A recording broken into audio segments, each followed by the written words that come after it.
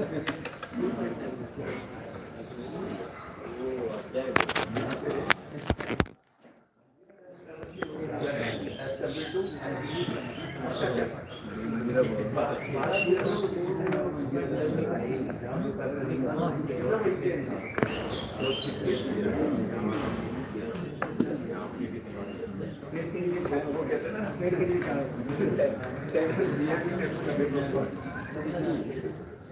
Krishna, Krishna Krishna, Hare Hare, Hare Ram, Hare Ram, Hare Krishna, Krishna Krishna, Hare Hare, Hare Ram, Hare Ram, Ram, Hare Krishna, Krishna Krishna, Hare Hare, Hare Ram, Ram, Hare Krishna, Krishna Krishna, Hare Hare, Hare Ram, Ram, Hare Krishna, Krishna Krishna, Hare Hare, Hare Ram, Ram, Hare Krishna, Krishna Krishna, Hare Hare. Hare Ram, Ram, Hare Krishna, Krishna, Hare Hare, Hare Ram, Ram, Hare Krishna, Krishna Krishna, Hare Hare, Hare Ram, Ram, Hare Hare Krishna, Krishna Krishna, Hare Hare, Hare Ram, Ram, Hare Krishna, Krishna Hare Hare, Hare Ram, Hare Krishna, Krishna, Hare Hare, Hare Ram, Hare Krishna, Krishna, Hare Hare, Hare Ram, Hare Krishna, Krishna Krishna, Hare Hare, Hare Ram, Hare Hare, Hare Krishna,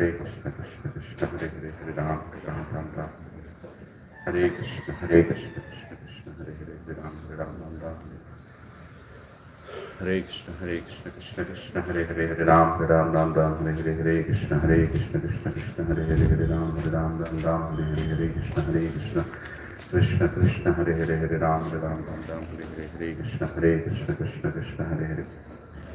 Krishna, Hare Hare, Hare Ram, Hare Krishna, Krishna Hare Hare, Hare Ram, Hare Krishna, Krishna, Hare Hare. Hare Ram, Hare Hare Krishna, Krishna, Hare Hare, Hare Ram, Hare Krishna, Krishna, Hare Hare, Hare Ram, Hare Krishna,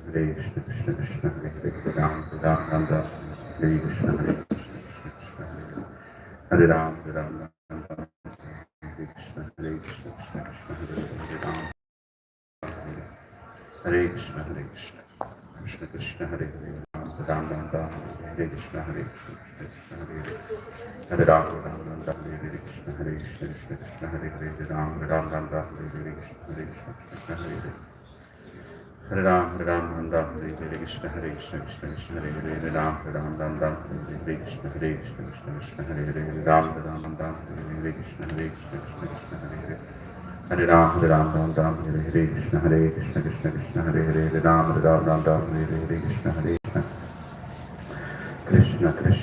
Hare, Hare Ram, Hare Krishna, Krishna, Hare Hare, Hare Ram, Hare Krishna, Krishna, Hare Hare, Hare Ram, Hare Krishna, Krishna, Hare Hare, Hare Ram, Hare Krishna, Hare Ram, Hare Krishna, Krishna, Hare Hare, Ram, Hare Krishna, Krishna Krishna, Hare Hare, Hare Ram, Hare Krishna, Krishna, Hare Hare, Hare Ram, Hare Krishna, Krishna, Hare Hare, Hare Ram, Hare Krishna, Krishna, Hare Hare, Hare Ram, Hare Krishna, Krishna, Hare Hare, Hare Ram, Hare Krishna, Krishna, Hare Hare, Hare Ram, Hare Ram, Hare Krishna, Krishna, Hare Hare, Hare Ram, Hare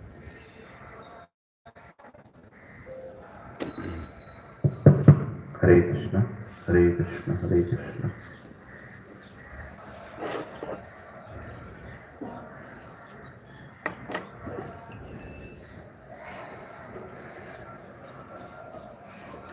Jaya Radha Madhava Kunja Bihari Gopijana Vallabha Girivarahari.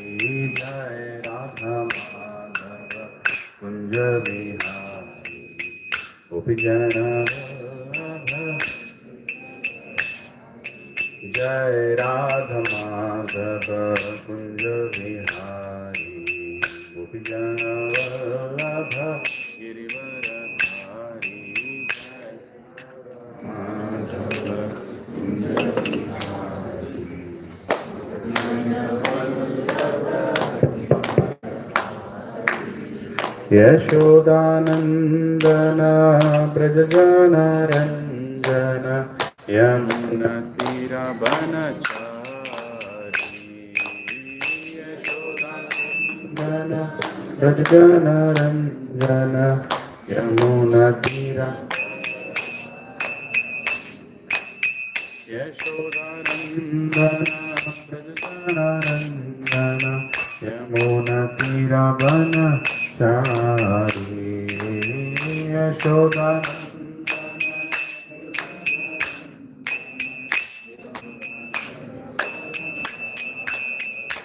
Hare Krishna,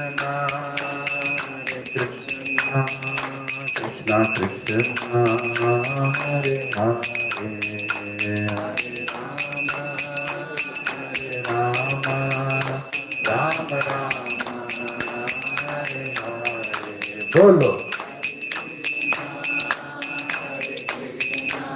Hare.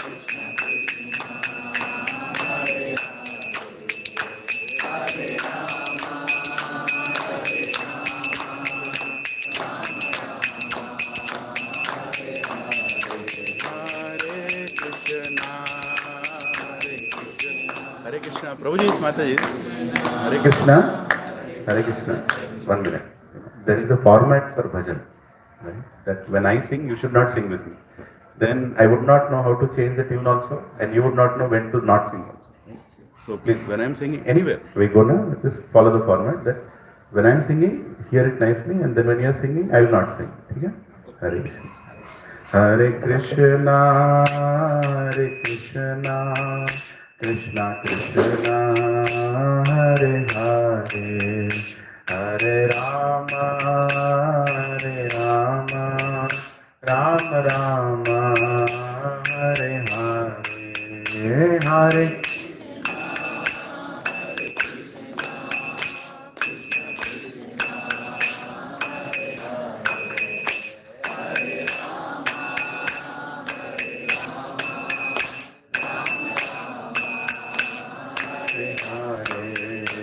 Hare Krishna, Hare Krishna, Krishna Krishna, Hare Hare, Hare Rama, Hare Rama, Rama Rama, Hare Hare, Hare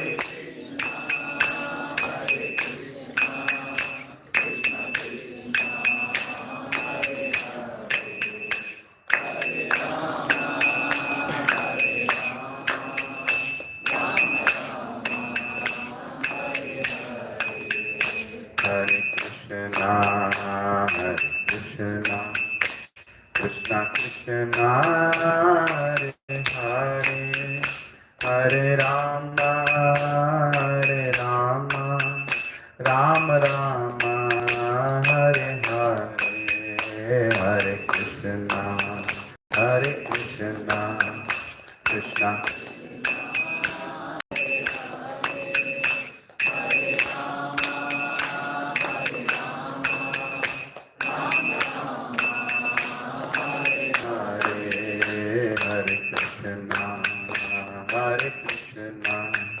Krishna Krishna, Hare Hare, Hare Rama, Hare Rama, Rama Rama, Hare Hare, Hare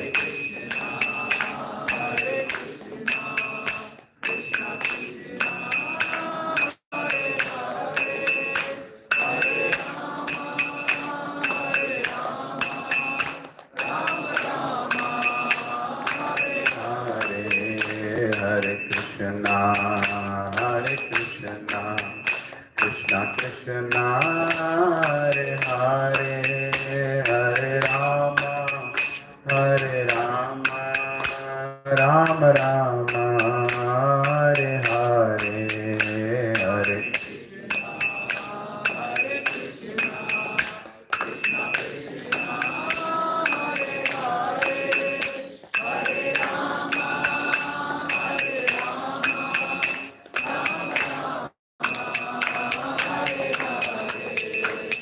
Krishna, Hare Krishna, Krishna Krishna,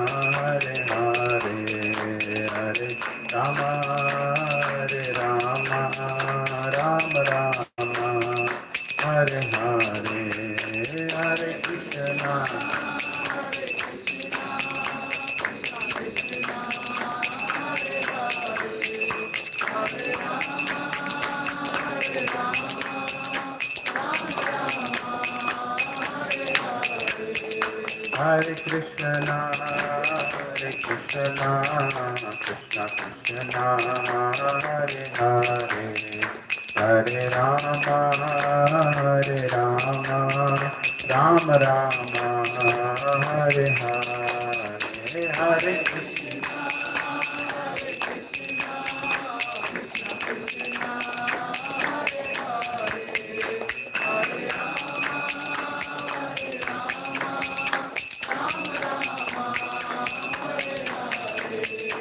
Jaya Radha Gopi Vallabha Radha Gopi Vallabha Radha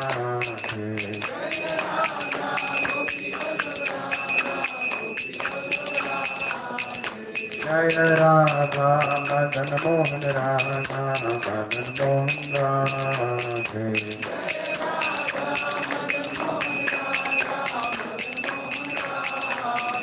Jaya Radha Gopinath Radha Gopinath Radha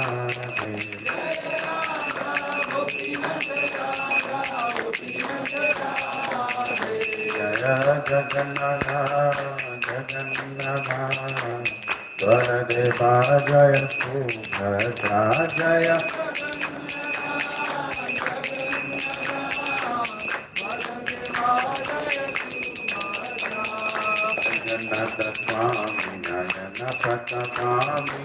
Nayana Pratakami Bhavakume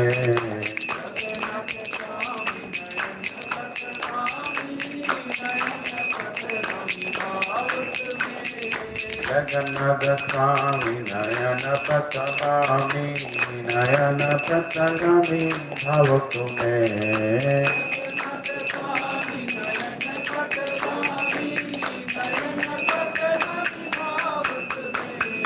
Nitai Gaurango, Nitai Gaurango, Nitai Gaurango, Gaurahari.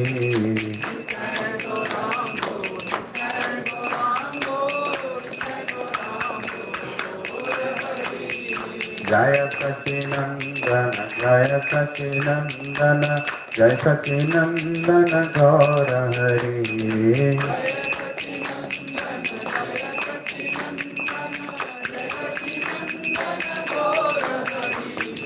Patita Pavana, Patita Pavana, Patita Pavana, Gaurahari.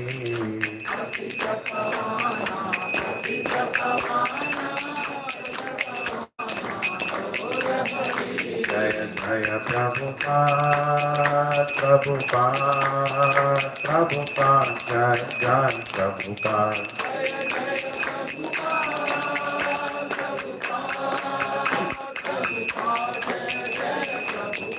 Jaya Jaya Gurudev, Gurudev, Gurudev, Jaya Jaya Gurudev.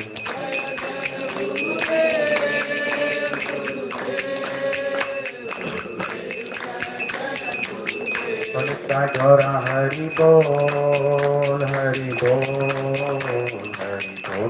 Nitai Gaura Hari Bol.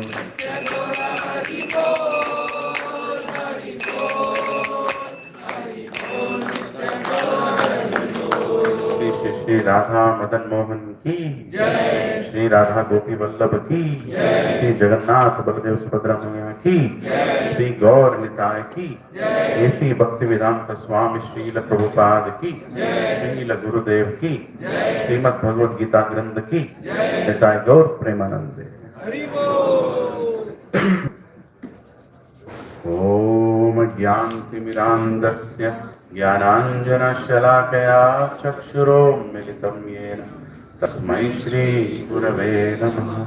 श्रीचैतन्यमनोभीष्टं स्थापितं येन भूतले सदा मह्यं ददाति स्वपदान्तिकं।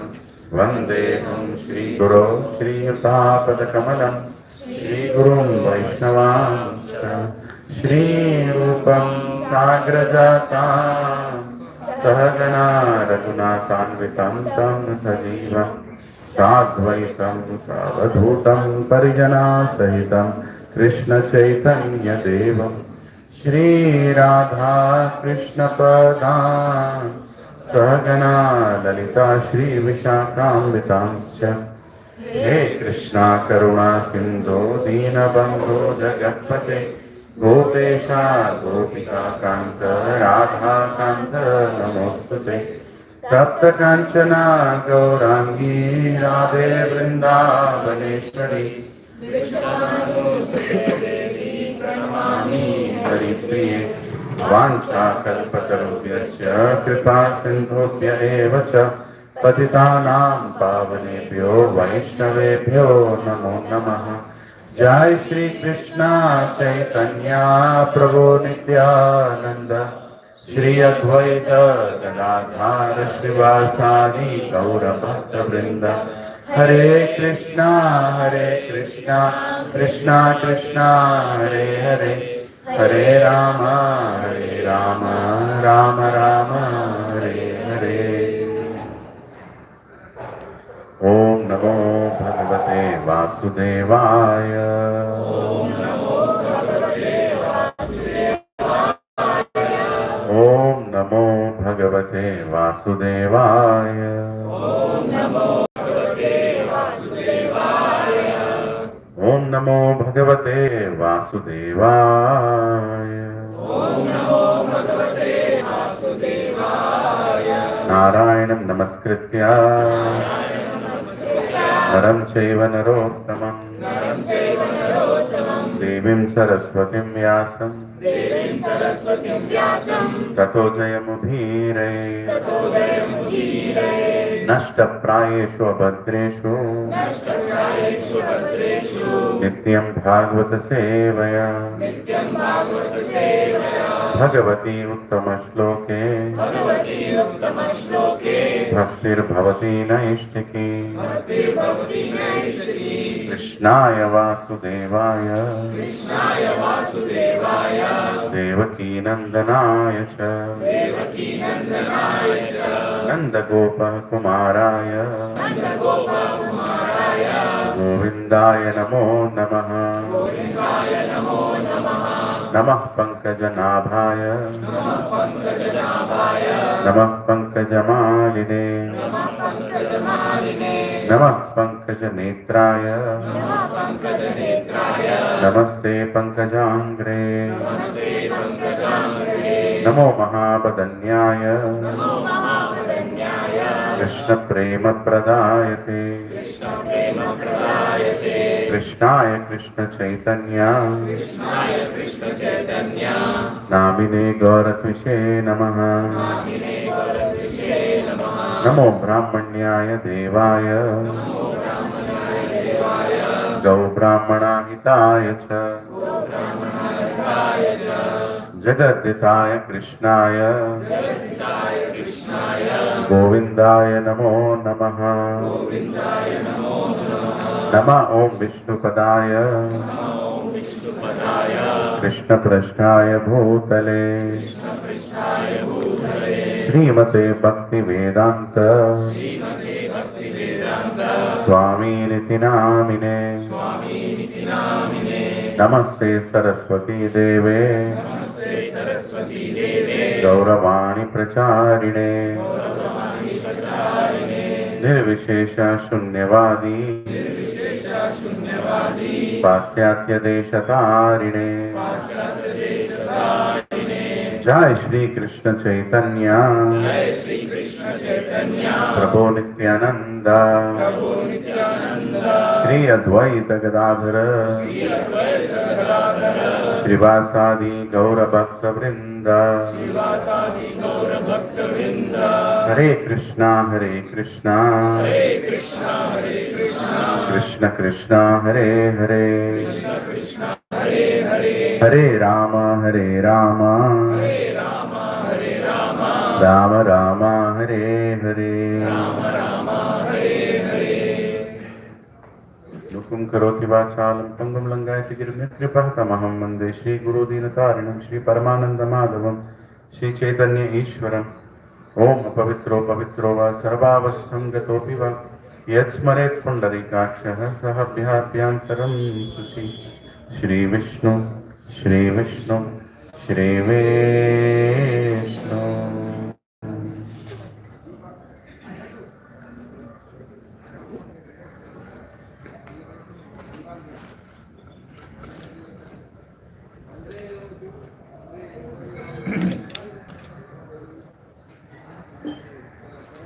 Hare Krishna. Hare Krishna, Prabhuji's Matajis. Thank you for coming. And today is a very special day. Of course, any day we discuss Bhagavad Gita is special. And every verse in Bhagavad Gita is special. There's no verse we can say that it's not important. Every verse has a very, very important meaning and purpose, behind why it is spoken. So, speciality of today is Krishna is going to start Bhagavad Gita. Though Bhagavad Gita started 2 months ago, we all started it 2 months ago, but so far Krishna has not spoken. Arjuna is asking questions. He is inquiring, why should I do the war? I don't want to do the war. I don't want to kill good people. I don't want to kill Guru. I don't want to kill my elders. It will result in sinful reactions.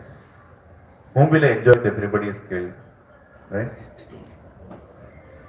And what will happen to the family traditions?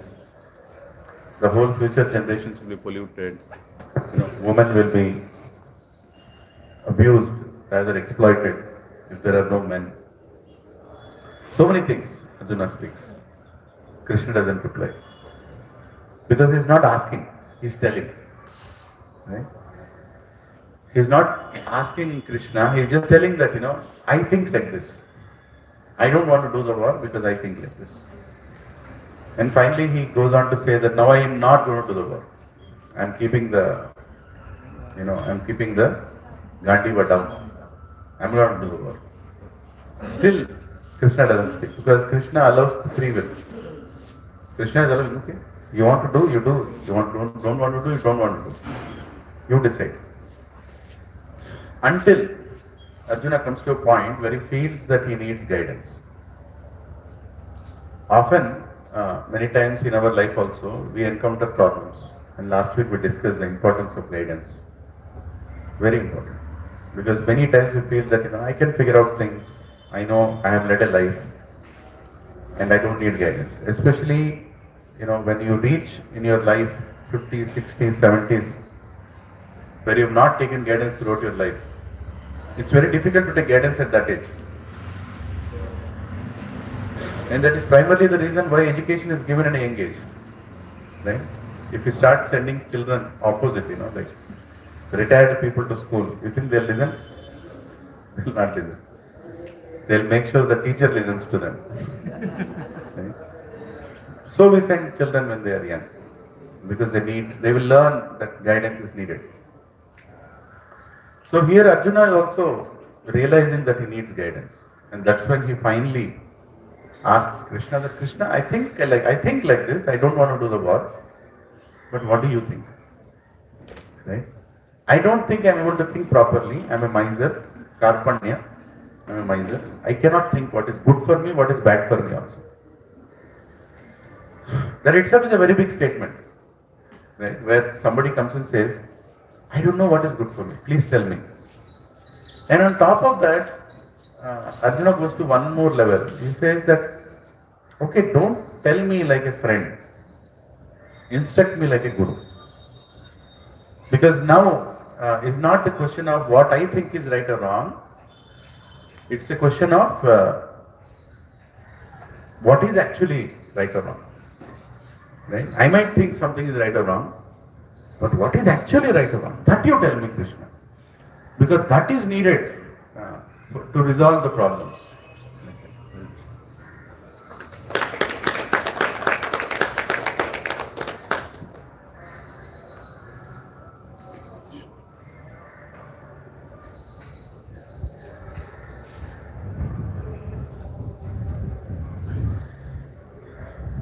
So he finally declares It's very important, that somewhere we surrender in life.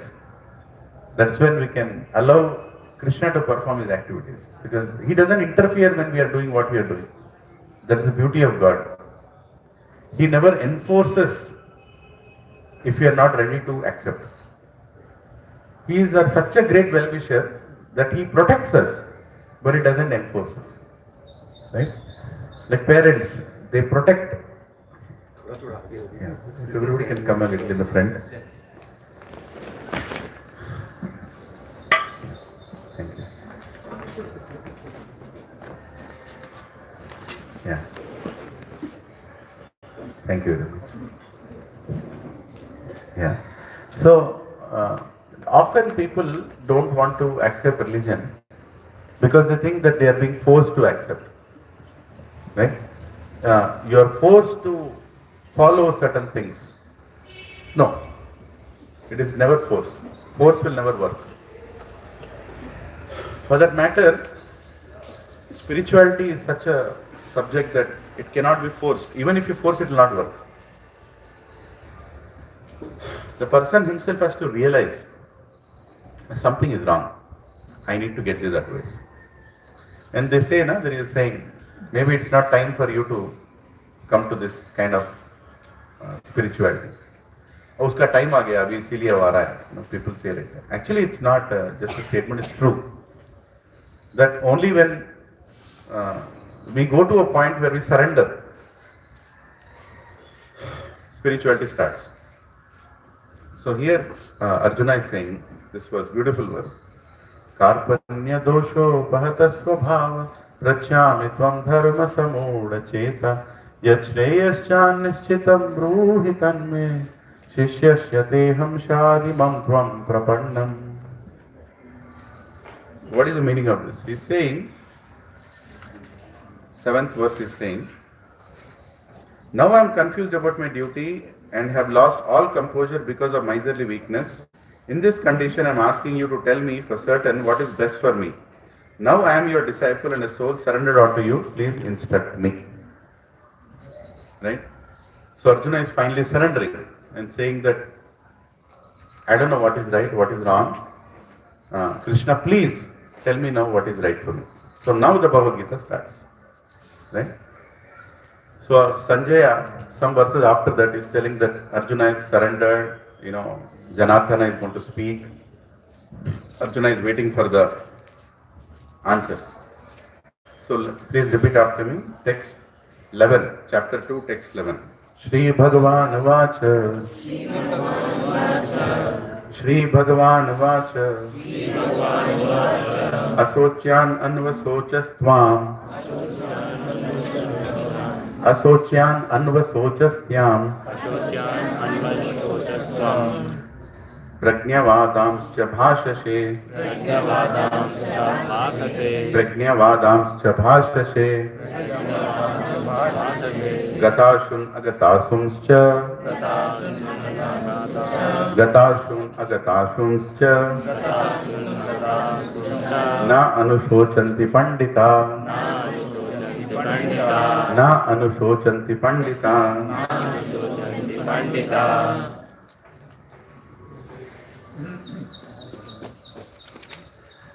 Translation, please repeat after me. The Supreme Personality of Godhead said,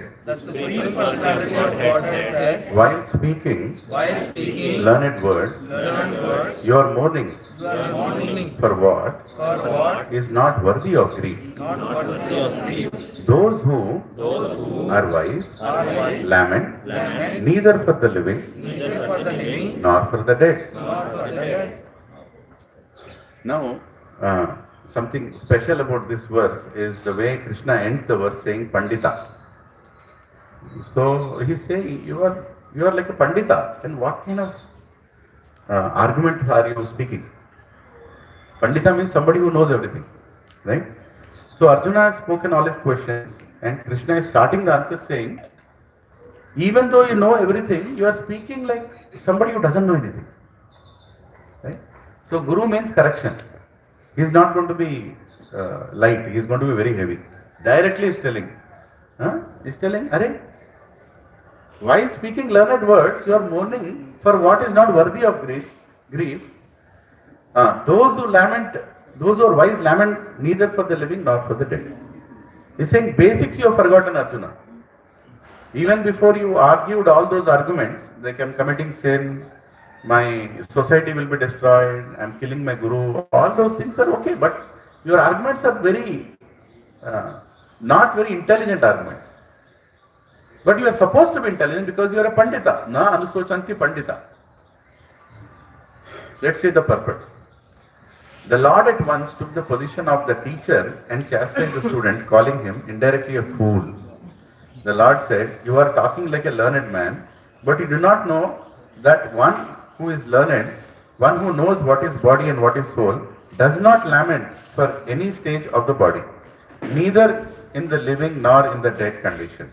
As explained in the later chapters, it will be clear that knowledge means to know matter and spirit and controller of both.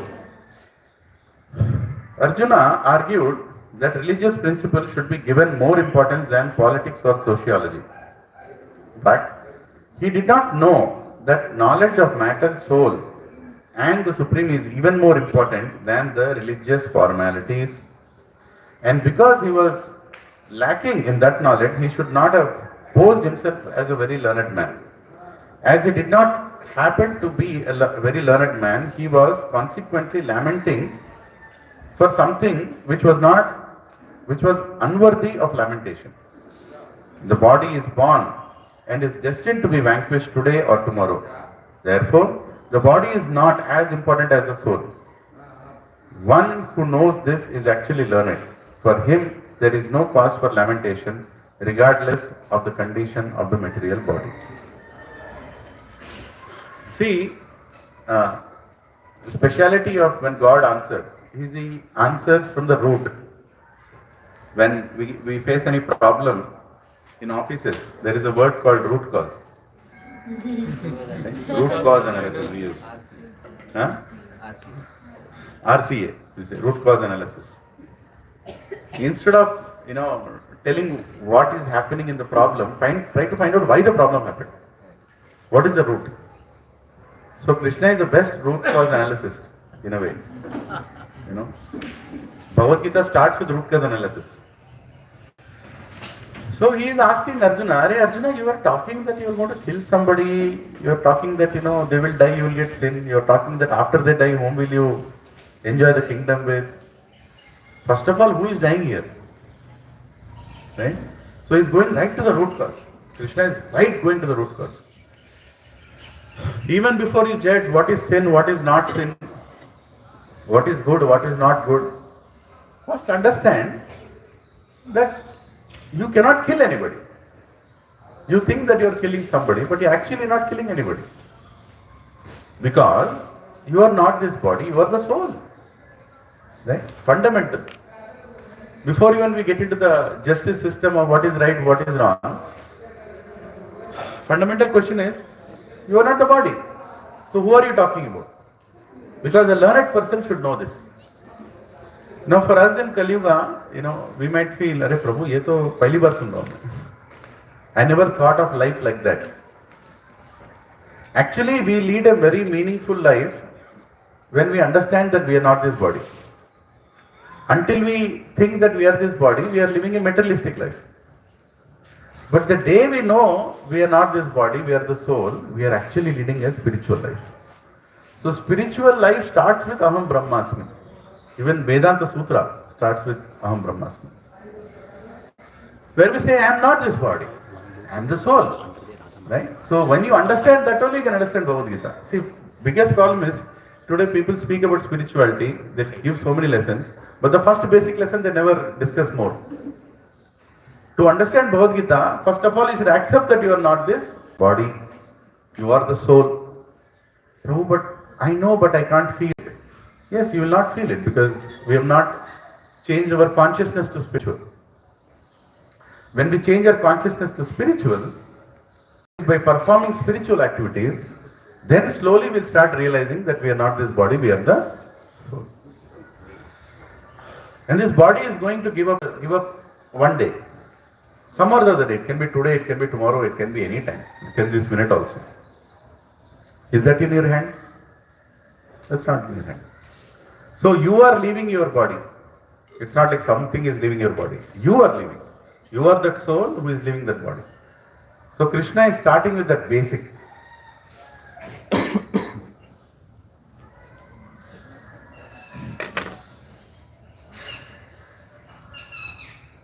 So Krishna goes to one more level.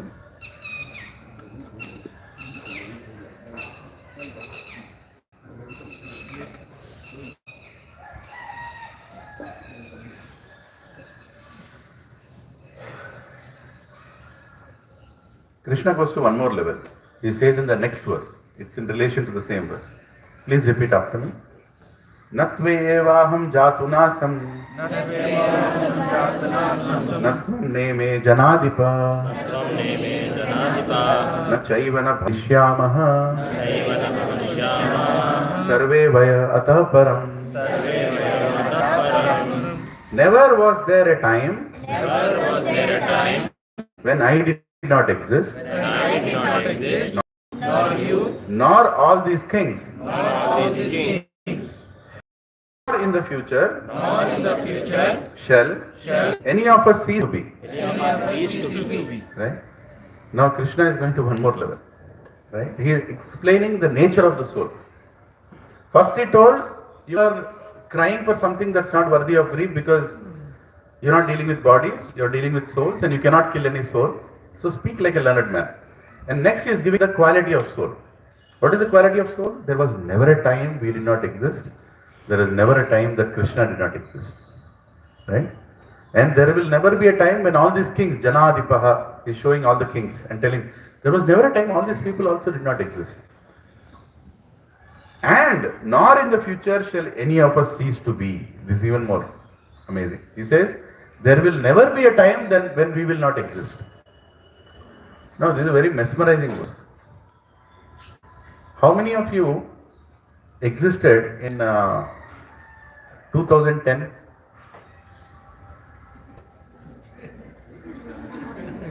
How many of you existed in 1990?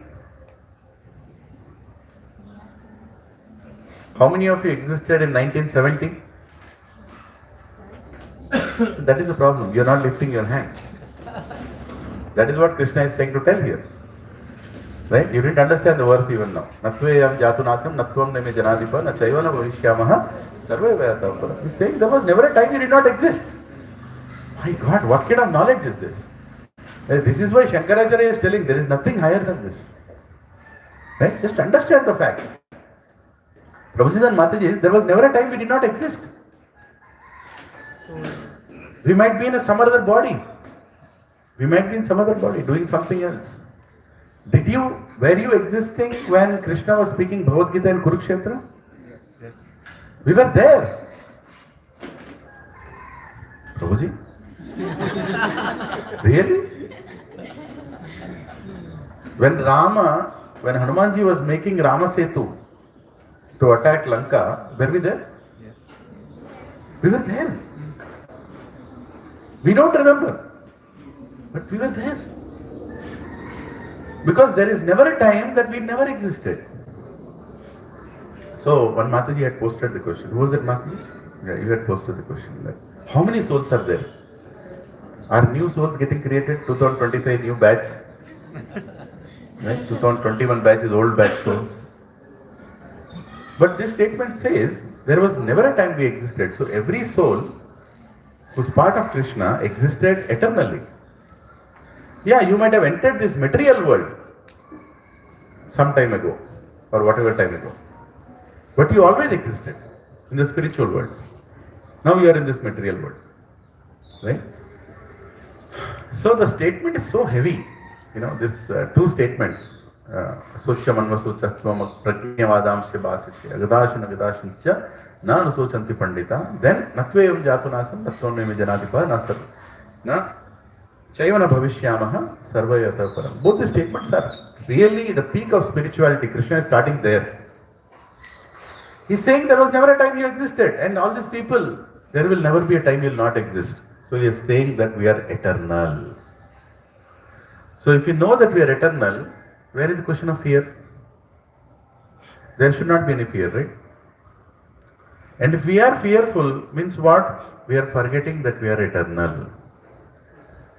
Or we are very attached to this body and we are worried that we will leave this body. That is what brings fear. FEAR. False evidence appears real. Right? That's fear. It's false, but it appears real. That is fear. But when real evidence comes, then you will not be fearful. It's very easy to say, whatever I'm telling is theory. Suppose you're getting a heart attack. Will you become fearful or not? Yes, you will become fearful. You can't tell, bro, Nattorne mein Janadipa, come on, bro.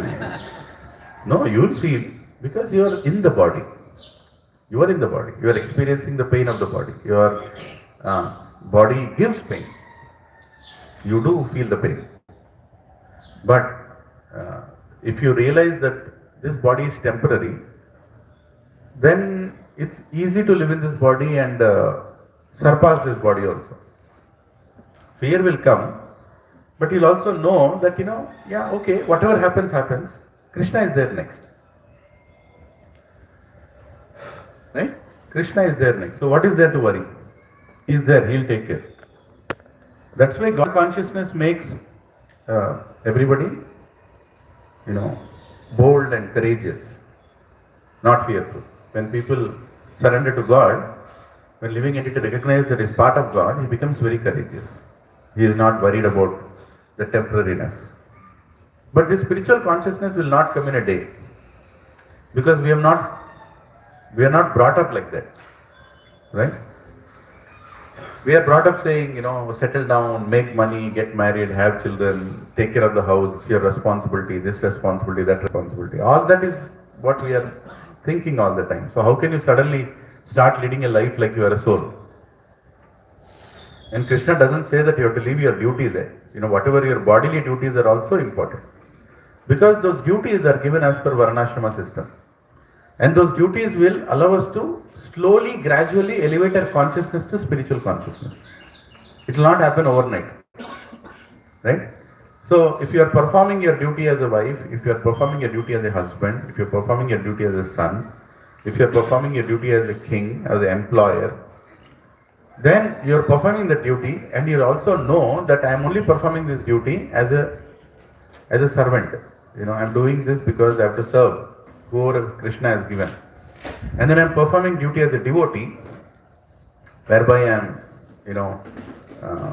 attending satsangs, spending time to learn Shastra, right? All that I am doing. So I am doing my part. So slowly, your life will be filled with spiritual activities. What are the spiritual activities? Staying in association of devotees, reading Bhagavad Gita, learning Bhagavad Gita. All these are spiritual activities, right? So when you start doing it, slowly your consciousness will change.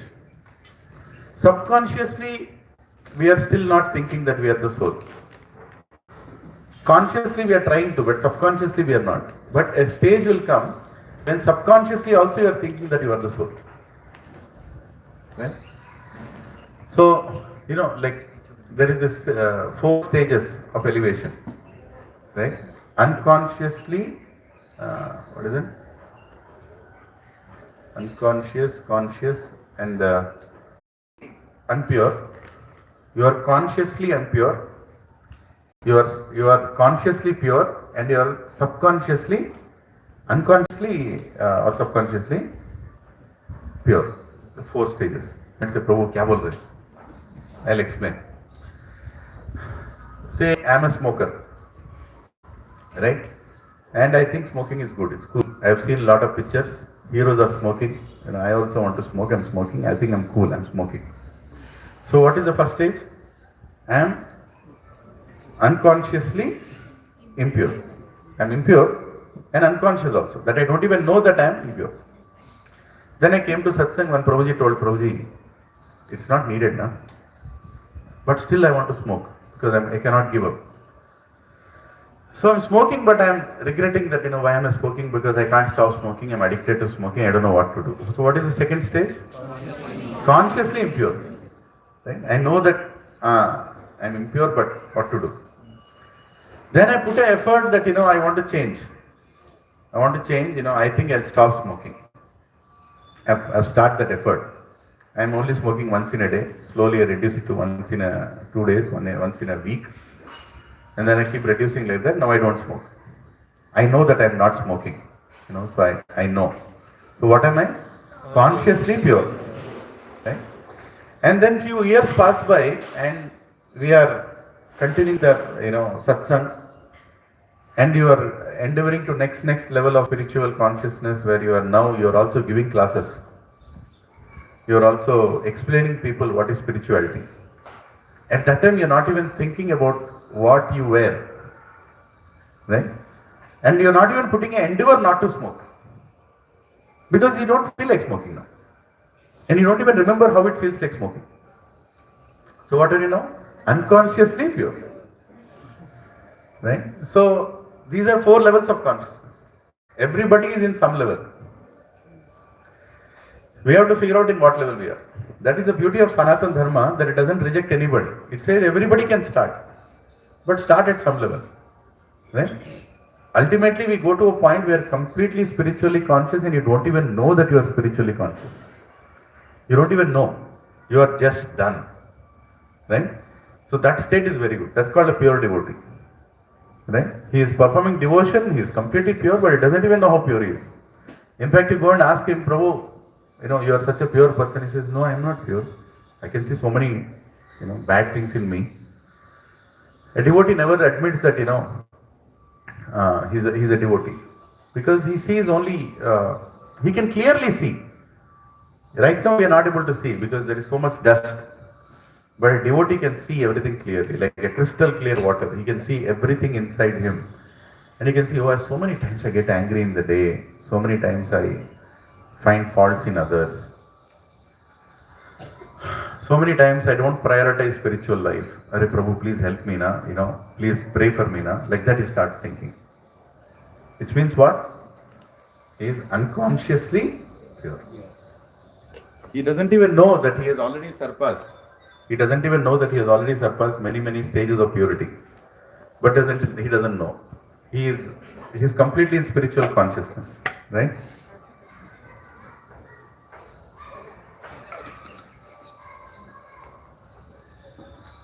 Let's read the purport here. 2.12. In the Vedas, in the Katha Upanishad, as well as in the Shveteshwara Upanishad, it is said that the Supreme Personality of Godhead is a maintainer of innumerable living entities, in terms of their different situations according to individual work and reaction of work. That Supreme Personality of Godhead is also, by his plenary portions, alive in the heart of every living entity. Only saintly persons who can see within and without the same Supreme Lord can actually attain the perfect and eternal peace. Nityo nityanam chetanas chetananam eko bahunam yo vidadati kaman tam atma stham ye anupashyanti dhiras tesham santim shashvati netaresham. The same Vedic truth given to Arjuna is given to all persons in the world who pose themselves as very learned, but factually have but a poor fund of knowledge.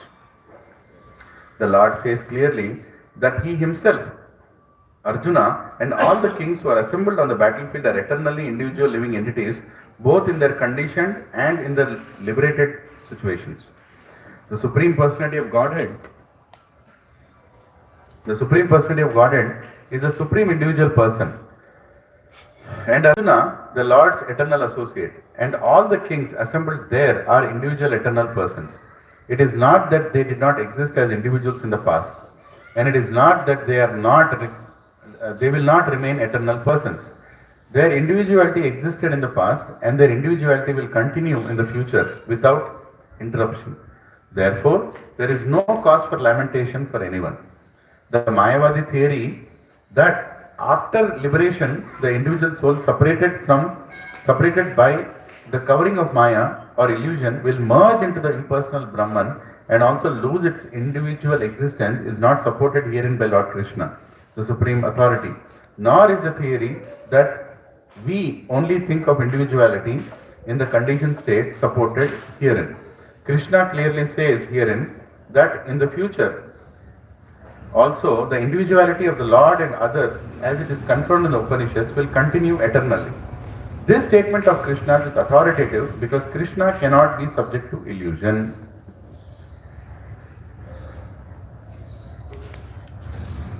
If individuality were not a fact, then Krishna would not have stressed it so much, even for the future. The Mayavadis may argue that the individuality spoken by Krishna is not spiritual but material. Even accepting the argument that the individuality is material, then how can one distinguish Krishna's individuality? Krishna affirms his individuality in the past and confirms his individuality in future also. He has confirmed his individuality in many ways. An impersonal Brahman has been declared to be subordinate to him. Krishna has maintained spiritual individuality all along. If he is accepted as an ordinary conditioned soul in individual consciousness, then his Bhagavad Gita has no value as authoritative scripture.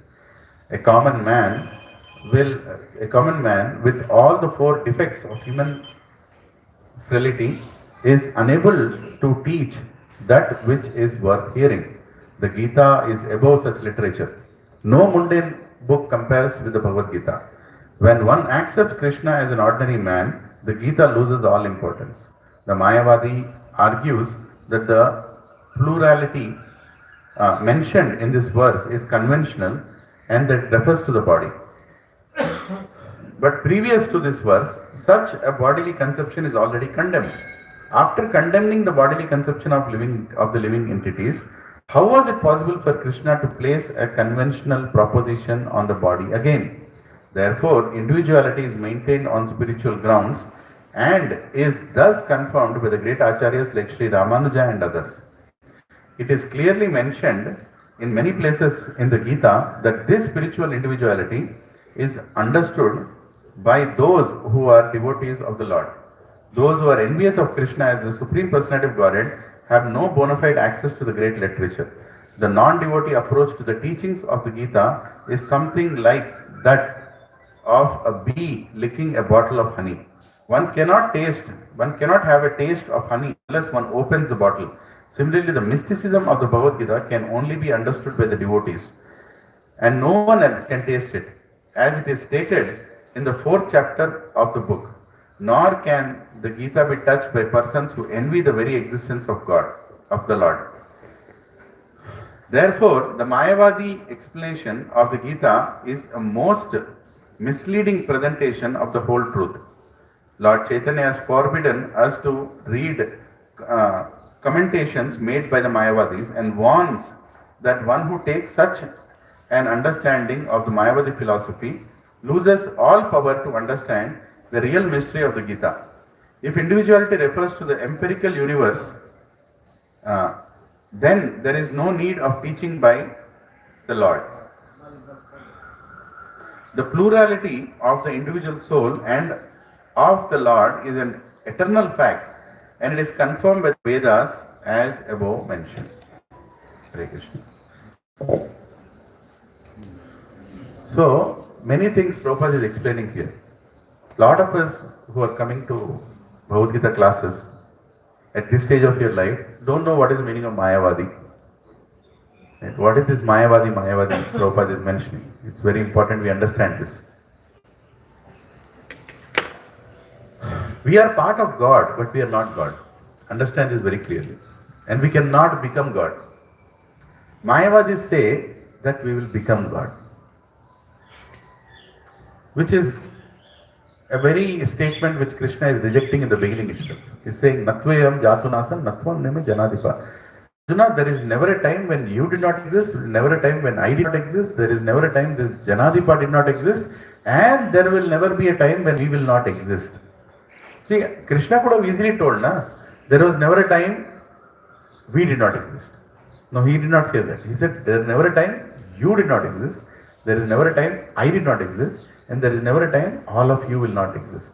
Right? So, which means he is very clearly saying there is an individuality. Very clearly there is an individuality. It's not like, oh, there is ocean, I am drop of the ocean, so I go and join the ocean, I am the ocean. Right? Often Mayavadis tell an argument that, there is air and there is a pot. Inside the pot also there is air.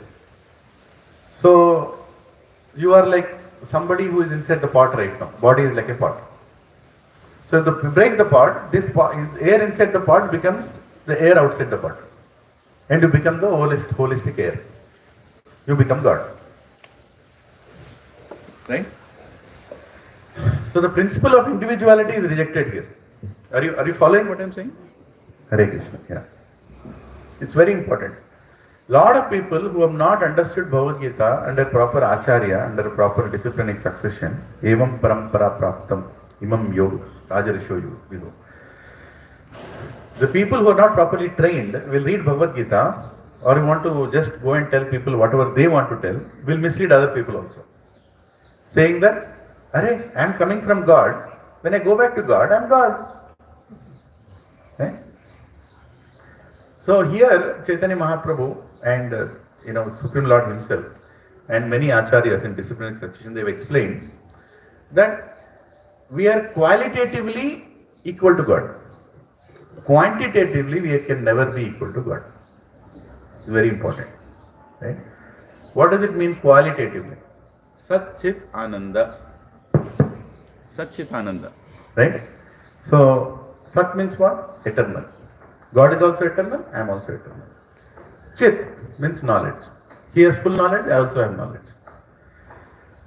Ananda. He is always happy, I am also always happy. You are following? These three things are similar between me and God. But he is Satchitananda Vigraha. He is all the time Satchitananda. He is not affected by Maya. But we can get affected by Maya. We are so small. Can you color a small drop of water? You can color. Can you color the entire ocean? You can't. Even if you try, it's not easy. You might land up covering some side of the ocean, but the whole ocean, you can't. Right? It's so big. And it is just not being big, it is ocean. Ocean cannot be equated with a drop.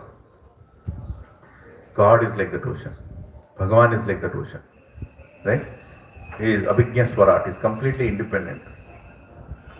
He is Achyuta, can never fall down. Right? Some qualities of God. So, you also have those qualities, but in very minuscule portion. Right? So, you can never become God. But Mayavadis say, people who say this Mayavadi, okay, where is this word Mayavadi coming from? So, there is these philosophers who say that you have come from God, you are part of God, you are also God. So, when you die, or when you are out of this Maya, when you are out of this illusion, you realize that you are God. There are some people who say that, okay, I am meditating now, in some time I will realize that I am God. Like that they say. You hear this many times. I don't know how many of you have heard other lectures, Mayavadi lectures. 99% of the lectures outside are Mayavadi only.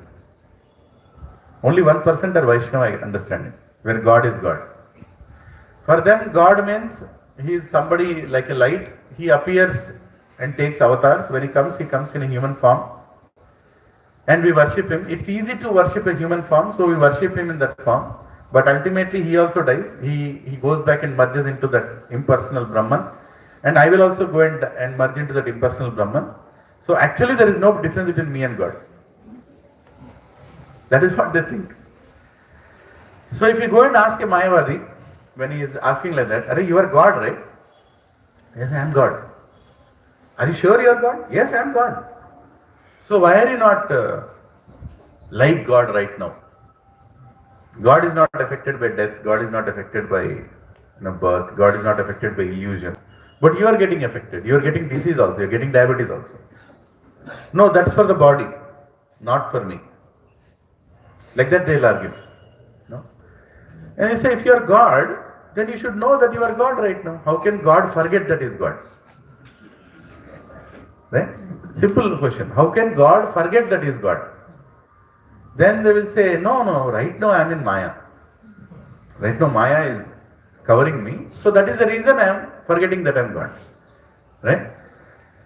If Maya can cover God and make the God forget that he is God, then who is more powerful, Maya or God? Huh? I'll ask the question again. If Maya is covering God and God is forgetting that he is Maya, God is forgetting that he is God, then who is more powerful, Maya or God? Maya. That's why it's called Mayavada. People who keep Maya as the center and say that, because Maya is covering me, I'm not God right now, but actually I'm God only. When you think like that, it's called Mayavada argument. You understanding now? Whenever Prabhupada refers Mayavada means what? People who think that they are God. But right now Maya is covering me, so I'm not God. And they also say that Maya is the energy of God. Maya Dikshena Prakriti Suyate Satcharacharam. Hetunane Kaunteya Jagad Viparivartate. Krishna says that this whole Prakriti is Maya Devi and she is running according to my instruction. Maya Dikshena Prakriti. According to how I tell it's functioning. Now see the contradiction. On one side, they are also saying that God is telling Prakriti works for him, which means Maya Devi works for him. God has kept all of us in Maya. If he wants, he can keep all of us in Maya. Right? So Maya is working for him. And you are telling that you are God, but Maya has covered you. Is there a contradiction here? Clear contradiction here. How can you say that you are God and Maya is covering me? No, you cannot be God. And if you are God, then there is no point for Krishna speaking Bhagavad Gita, right? What is the meaning of Shastra? What is the meaning of Vedas? Right? If you are God, it's like God telling another God that you are God, I am also God, let's discuss, we both are God, And Hare Krishna. I hope somebody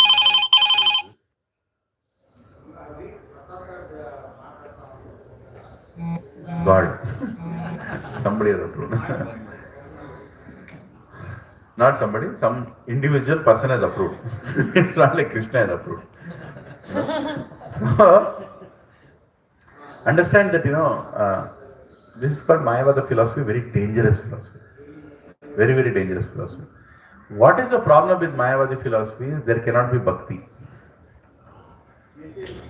How can there be bhakti? If you think that you are God, and the person sitting inside the temple is also God, then why will you worship that God? Right? And some Mayavadis, they actually go and worship also. They are Mayavadis, they properly say I am God. They go to temple and worship also. You know what they tell? Prabhu, you are God now, why are you going worshipping God? No. In that form, he gives me access to worship that impersonal Brahman.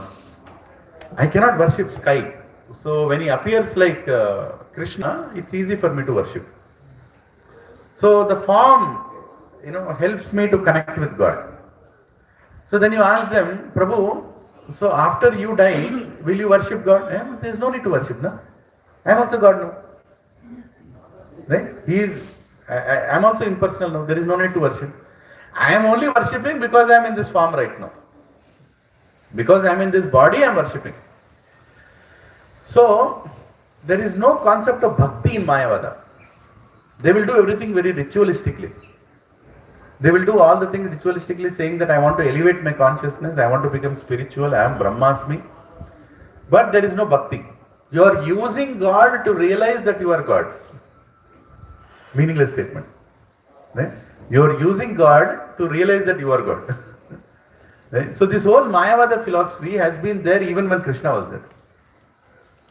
And it is always there. There is always a sect of people who want to be like Mayavadis. If you ask them, where is God? God is in everyone. Which is also true.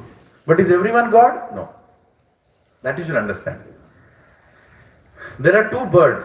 One is you in your inside your heart. There are two birds. One is doing things, one is witnessing what you are doing. Right? Upanishads explain. But Mayavadis say there is only one bird. That is me. That's all. There is nobody witnessing me. Because I am that God. You understanding? There is no concept of bhakti, there is no concept of connection with God, no worship of God, nothing like that you can experience when you go by Mayavadi philosophy. Mayavadi philosophy is very dangerous. I have met many Mayavadis. Sometimes in my class only, one person got up and said, I don't agree with you. It's not about you agreeing with me, you have to agree with Krishna. And that's okay, because unfortunately that person was preached Mayavadi philosophy for many, many years. And that is his understanding. And if some of you, any of you, have also been preached or heard that, chant Krishna's names more and more. Slowly the disease will go away. That you are the God. Right? Everybody thinks that you are God. You are the control. Before getting married, I also thought I am God. After getting married, I understood somebody else is God. Somebody is in control. And after me and my wife had children, we realized somebody else is in control. Both of us. Children. Right? So we start realizing that actually we are not in control. Somebody else is controlling us. So Mayavadi philosophy is very dangerous. So here Prabhupada spent such a 2 pages of purport to save all of us actually in the beginning. And Krishna is also saving all of us and is clearly instructing Arjuna 2 things. He is telling that first of all you are not speaking like a learned person. Learned person knows that he is the soul. If you know that you are the soul, then what are you worrying about? Do your duty. And on top of that, there was never a time you and me did not exist. There will never be a time you and me will not exist. So what are you thinking about performing the duty? Go perform your duty. What is right? That is why Prabhupada and Mataji in the past, people could follow dharma very easily. Of course, following dharma is not easy in any yuga. Satya Yuga, Dwapar Yuga, Treta Yuga, Kali Yuga. But then it was a little easier because people had the consciousness, spiritual consciousness. They would know that they are not the body, they are the soul. They would know that. Now the problem is everybody is completely bodily conscious. And they don't understand what they are doing with their bodies. Very dangerous. Very, very dangerous. Right? Can you go and advise somebody, today? You can't even dare to advise. If you dare to advise, you are finished. Right? Nobody is right to. Because they think that I am this body. I am in complete control of my body. I am beautiful. Right?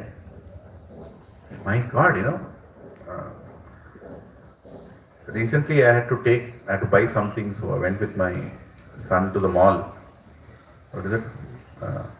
Big AMB mall. Very Sharat, yeah, that mall. I rarely go, because all I have to buy is this only, and I can buy this in Vrindavan or Mayapur also. And kurta and pajama I can buy anywhere. Right? So rarely I go to the mall. I was shocked to see where we have gone now. There is no need to glorify Maya. My God, the way people are wearing their dresses. I'm sorry to say that it is no less than prostitution. What does a prostitute do? Male or female? Don't think prostitute is only a female. He is basically trying to convey that, let's come and enjoy me. I am available for enjoyment. Isn't it? That's a prostitute consciousness. Of course, she does for money or some kind of benefit. But if you are wearing something and revealing your body to unknown people, what is your intention? Just think about it. What is your intention? You might say, Prabhu, meri marzi. Theek hai, tumhari marzi. But what is your intention behind it? What are you trying to do? When you are wearing a dress, you are trying to convey a message, right? See me. Look at me. Right? You are conveying a message. Look at me. Or you are wearing something that is very different from others. So you want to grab attention. And what is the message you are conveying? Right? I am more beautiful. Right? I am also beautiful. I am also this. I am also that. And you are disturbing the consciousness of others. Is that true? You are disturbing. You like it or not? You are disturbing the consciousness. You might say, that is your problem. That's what they tell you. That is your problem. You should know how to control your consciousness. Are it is not, you are creating that problem. Right? Do they get disturbed consciousness in a temple? No. But when you go to certain places, you see people wearing something, it disturbs your consciousness. What is this?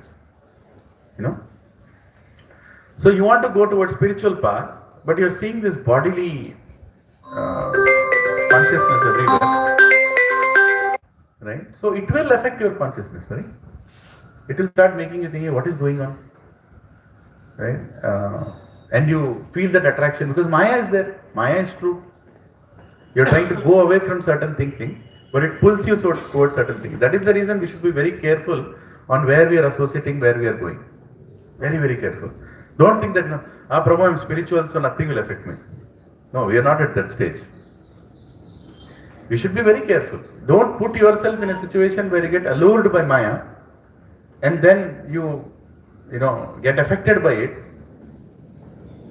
And then you cannot blame saying that somebody else has done it. You are also responsible. So that is the way world is going.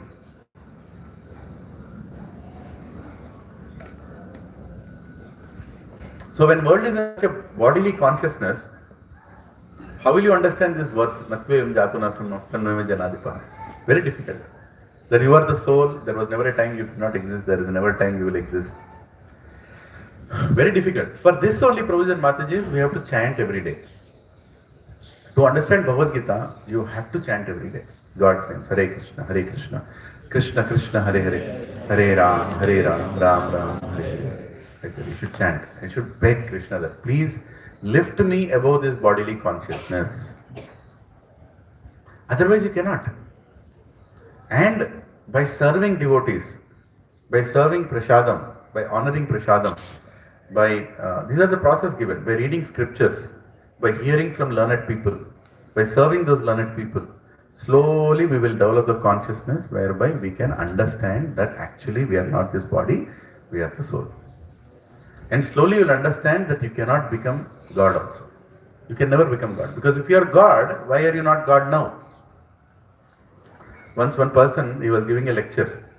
Prabhupada was I think this was New Vrindavan in America, Pennsylvania. So some Mayavadi sannyasi came. Prabhupada would always honor any sannyasi who would come. And he was asked to speak. He was speaking. So Prabhupada was hearing and all his devotee disciples, everybody are hearing. And then Mayavadi sannyasi started at one point saying that actually we are God. And Prabhupada is sitting there. Just imagine. And all his disciples, Prabhupada is looked at Prabhupada. Prabhupada, what is he speaking? Prabhupada just calm. He was maintaining his, calmness. Of course, it would have annoyed Prabhupada, no doubt. Because this is pure Mayavadi philosophy. And then Prabhupada is calm, and that person just went on, that actually we are God only, we are God in this body, but we are affected by Maya. When we come out of this through proper meditation, do this technique, that technique, you will come out of this illusion, then you will realize that you are God. Then we are always happy. Then we will go and merge into that light. Right? We are always happy. Like that, he concluded. He was going on and on and on and on. And Prabhupada didn't say anything. And all Prabhupada disciples were like, what's going on? Swamiji is so heavy. When somebody speaks like this, why is he not saying anything? Then after the whole lecture, Prabhupada told his disciples, please give him nice prasadam. Please, sumptuously give him prasadam. So they started giving him prasadam, puri, sabzi, whatever, rice, everything, gulab jamun, bahut khila diya. That sannyasi was like, my God, they liked my lecture. So they are serving me so nicely. Swamiji also liked, so they are Swami, he told his disciples to take care of me so nicely. He ate, right? And he completely, his stomach is filled, right? Then he went into his room. Then Prabhupada told his disciple, lock his room from outside. Just put the knob. Then after half an hour, obviously after eating so much, what will come? Right? Your nature's call will come. Bathroom is outside. It's not there in the room. So he started, he said, door is not opening. Bathroom is coming. Bathroom is very difficult to stop. No matter you are Superman or He-Man, you have to go to bathroom. So he started, dang. Hey, who is this? Door is not opening. Open the door. Prabhupada said, no, just stay there. Started banging the door. No, please open the door. I have to go to toilet. Then Prabhupada told his disciples to go and ask something. You are God, na? Stop your toilet. You are God, na? You are God. You are unlimited God who created all the universes, who is there in everybody. who is the consciousness of the entire universe. You cannot stop your bathroom. You are God. And he was like, yeah, I am God, but you have to open the, no, you are God. Stop your, thing. Stop your digestion. Stop it. Stop the fire of digestion. Krishna says, I am the fire of digestion in Bhagavad Gita. Right? Stop it. Then he finally admitted, sir, please open. I am not God. I am not God. He said, okay, now open the door. He ran into the toilet, came outside and surrendered. Yes, I understood now. This example is good. Right? So, Prabhuji and Mataji, it's very easy to prove that we are not God. But this philosophy is very dangerous, called Mayavadi philosophy, which makes you feel that you are God. Very dangerous philosophy. Right? So we should be very careful from whom you are hearing what. There are many speakers of Bhagavad Gita, but you should only hear in parampara. Otherwise, they'll make you feel that everything is for good only. They'll ask you to do karma yoga, jnana yoga, dhyana yoga, everything. But ultimately they'll tell that you will become God. So there is no question of bhakti. So if you think that you are God, will you get mukti? No, you will not get mukti. But there is one other kind of mukti called sayujya mukti. So you will get mukti, but you will go and get stuck outside the God's kingdom. You will be in the light called Brahman effulgence. So there is God and there is effulgence of God, Brahman. You will go and stuck there only. You will never enter Goloka Vrindavan. You will never enter Vaikuntha. You will be stuck there. And there is a verse in Bhagavatam which says that people who get stuck there after many lifetimes and lives, they finally say, okay, I think I was wrong in my understanding, I better become a devotee, and they again come back to the material world, again try to become a devotee, and then they go back to God. If you're not accepting who is God, how can you enter the kingdom of God? If you're thinking that you're only God, it's not going to work. There are many kinds of muktis. Sayujya mukti is the one that I told, but there is Sarupya mukti, Salokya mukti, Samipya mukti, right, where you are very close to God. Sarupya mukti, you exactly look like God. Right? Salokya mukti, wherever God is there, you are there with Him, serving Him. So there are many, 5 kinds of mukti. We are not looking for the mukti of trying to become God, because actually you can never become God. This should be very important. Today's class is very philosophical, very dry actually, because the fundamental has to be clear. Before we enter into Bhagavad Gita, the fundamental has to be clear that we cannot become God and we are not God. Right?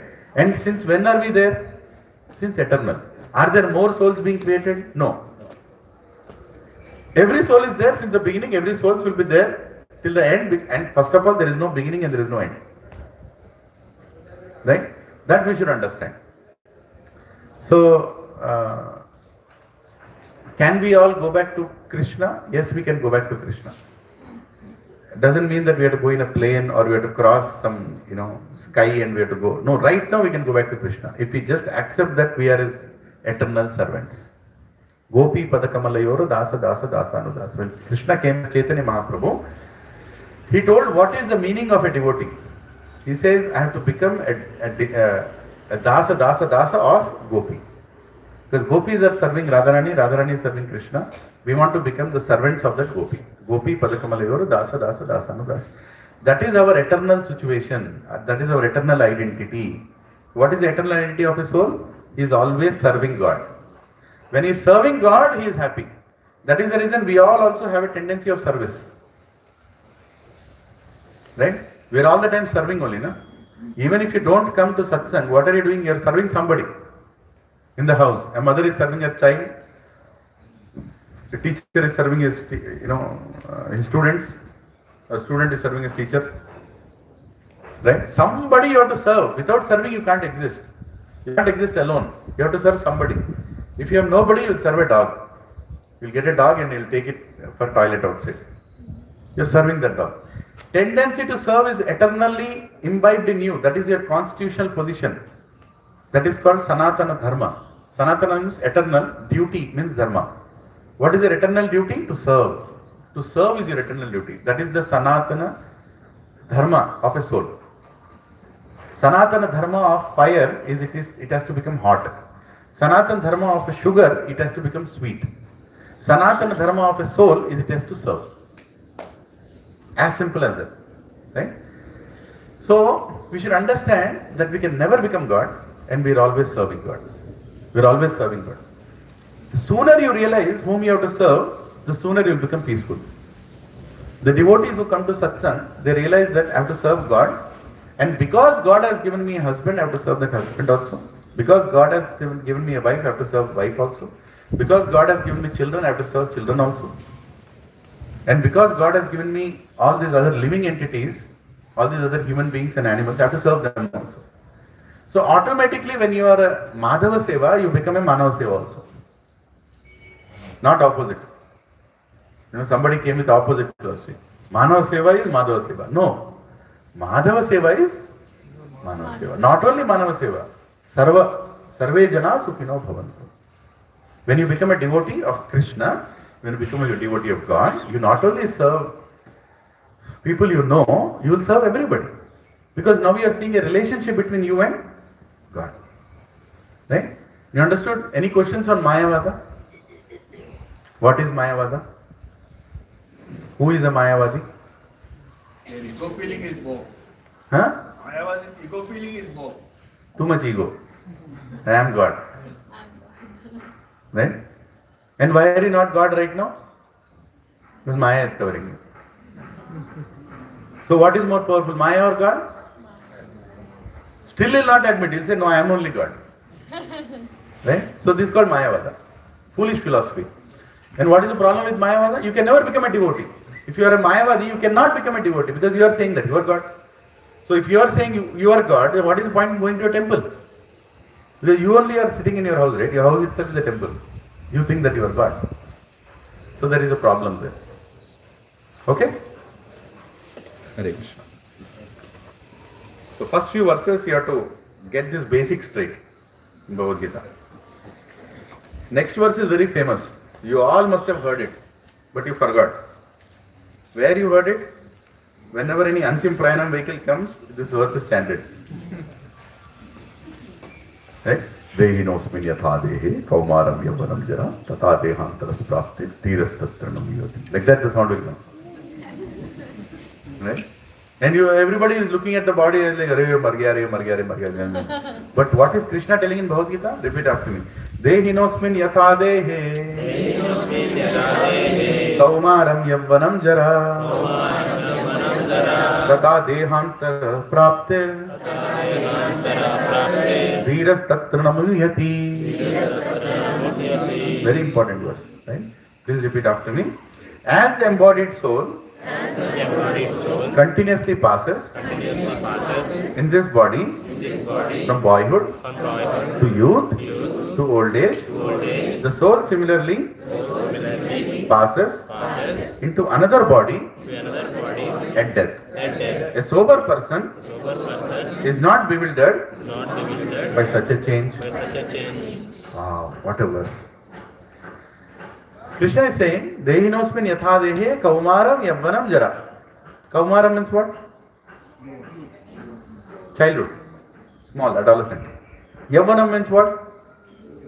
Youth. Jara means what? Old age. Are you a different soul when you are going through all these three things in the body? Same soul. We are the same. Did you realize that you are becoming? No, you don't realize. Actually, you just look at your body and then you realize, oh, I think I'm becoming old. Recently my wife was saying, there is white hair on your hair also, on your hand also. Huh? That means I'm becoming more old. Right? No, I am not becoming more old. My body is becoming more old. You understanding? Like for example, you buy a new car. How smooth the ride is? Even if you go on a pothole, it will come out. But you will not feel the jerk. Then you will say, hey, very good car, excellent car. Same car after 5 years you go. Even when there is no pothole, you will feel that you are going in a pothole. You will keep jumping. Shock up is a problem, steering is a problem, seat is a problem. Everything is a problem. Starting is a problem, sound is a problem. So much sound it makes. Right? When you are young, what is there? Nicely you are sleeping. When age increases, sound will come in the night. My wife will say, hey, what sound you are making? I never made any sound. No, you are making sound. I'll record and show you. Right? Body is becoming old.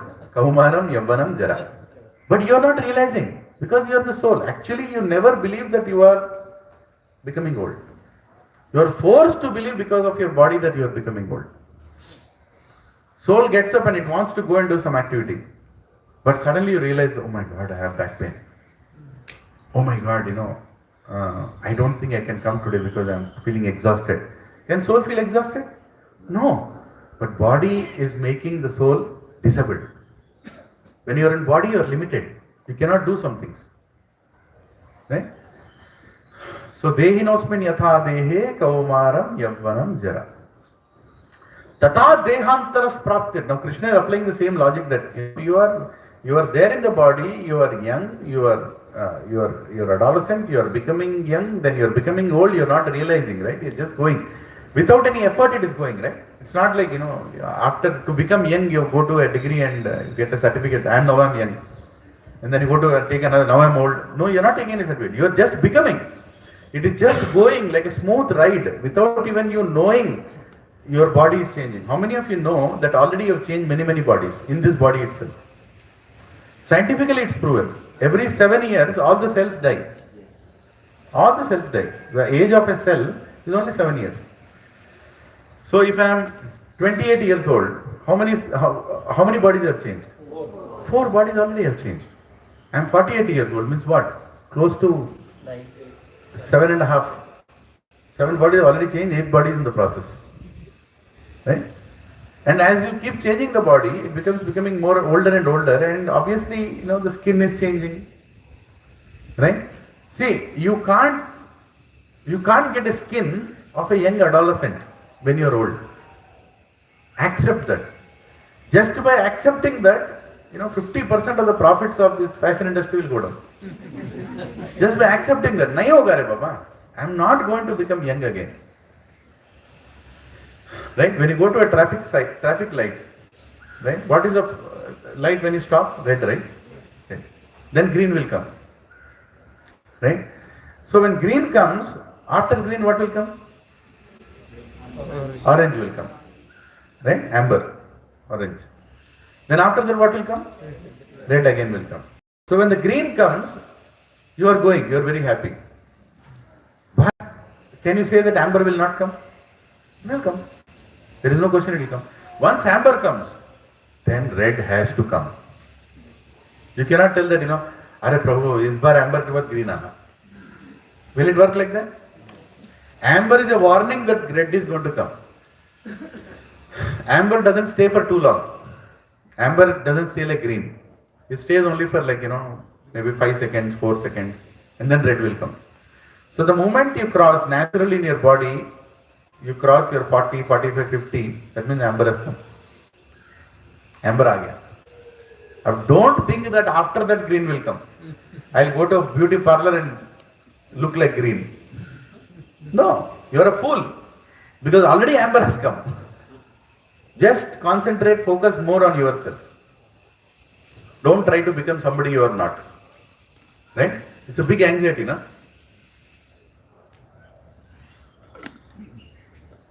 When the soul is changing the body, from one body is going to another body, is there any changes coming in that soul, or any change in the characteristics, or any changes coming in that soul? Soul is not, soul doesn't change. Soul is always pure, the purest in the pure. We are always pure, always pure.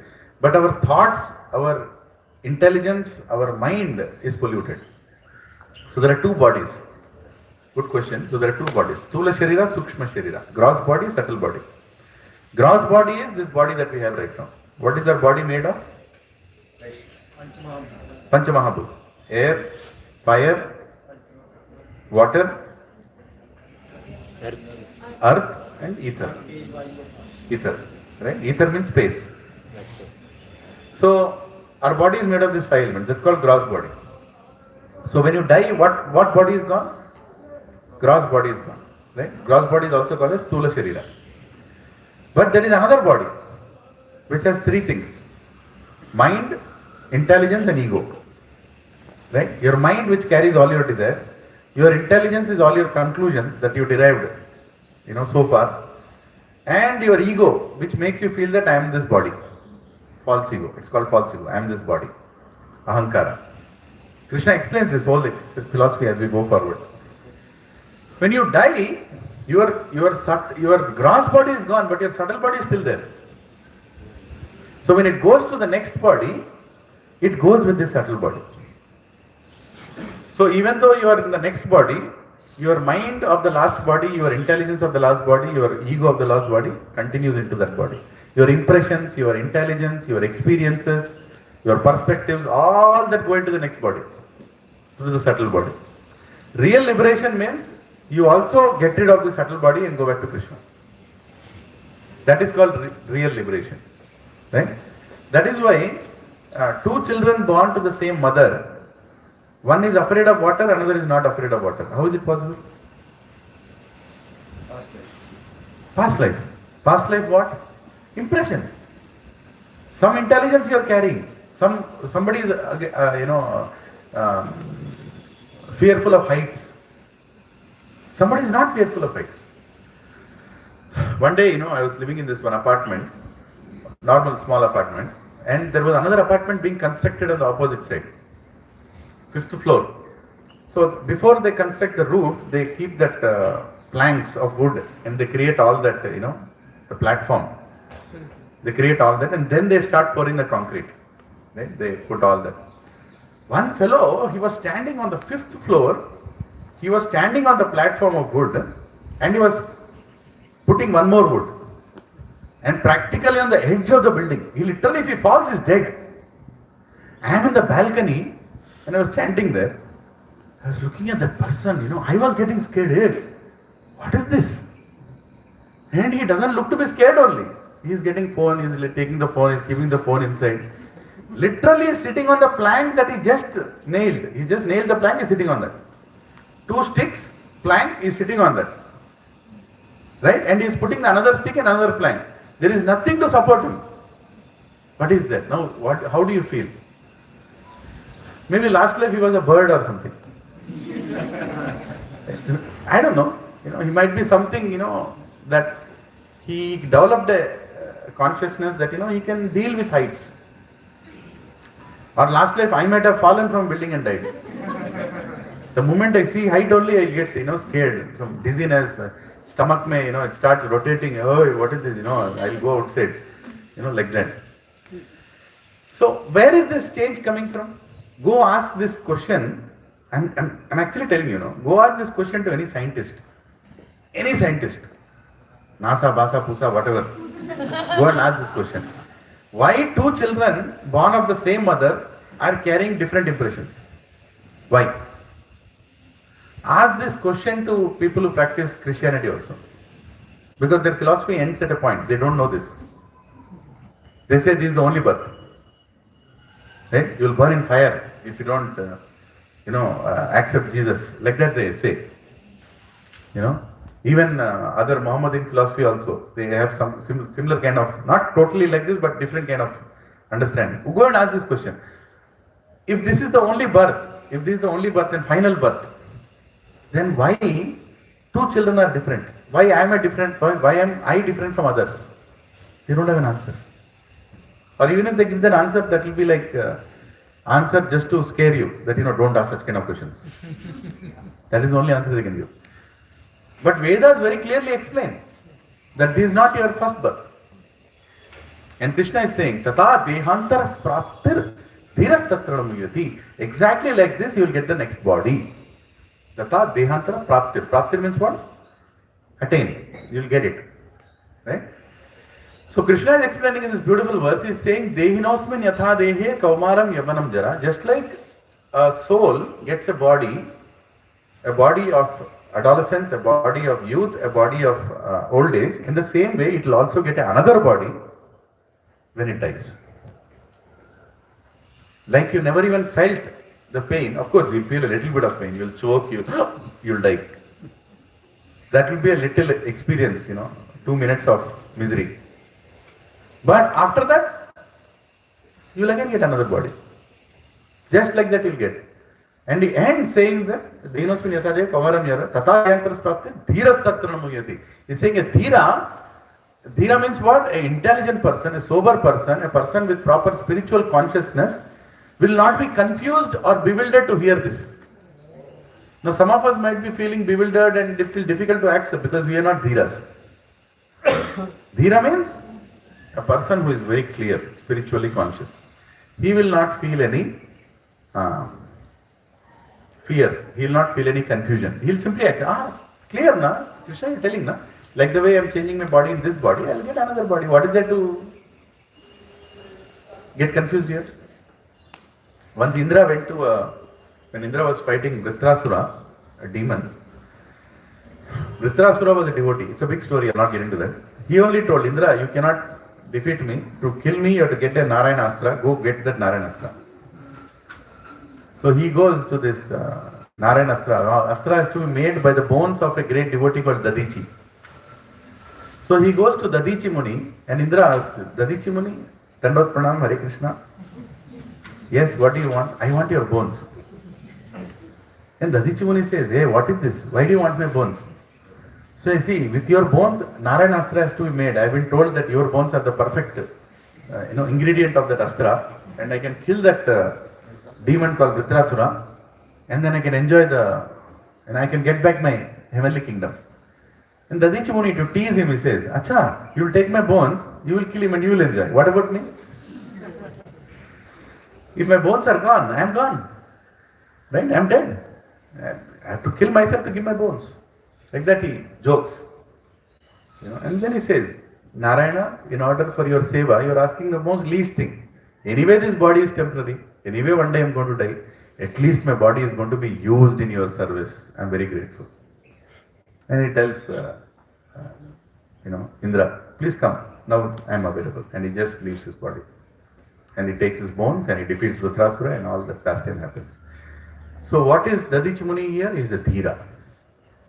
Dhiras Tatra Muyati. Somebody who is very clear. Somebody who has no doubt what is going to happen after death. Right? What is going to happen after. He has no difficulty in understanding. Just imagine if we all become like Dhiras. How peaceful we'll become in life. Very peaceful. You lose anything? It's okay. Anyway, my body itself I'm going to lose one day. Everything that I know is in relation to this body only, right? Your property, your wife, your children, your parents, your status, everything is related to the body only. If you lose this body, then what is the relationship between you and them? Right? There is no relation. Everything is relevant only because you are in this body. Right? Will your wife recognize you if you come without a body? What will she shout? Ghost, go, bhoot, she'll tell you. Isn't it? So until you have the body only, there is some recognition. And everything that is related to you is also related because of this body only. Body itself you are losing. Where is the question of discussion? Where is the question of moroseness? Right? So Krishna is saying, a sober person who is in that consciousness won't be bewildered by knowing this fact. He will easily understand how the soul changes body. Soul will change body. You will get another body. All of us will get another body. Of this there is no doubt. And again we have to take birth. Again we have to go to school. Again, if in a human body, you will have to go to school. In a dog's body, no school. Right? Recently I was going in my car and my wife was sitting beside me and we were just going to Kondapur. One auto came in the front. And behind, I shared that picture, I took a picture. Behind that there was an app called Domat, something like that. Right? No, is it?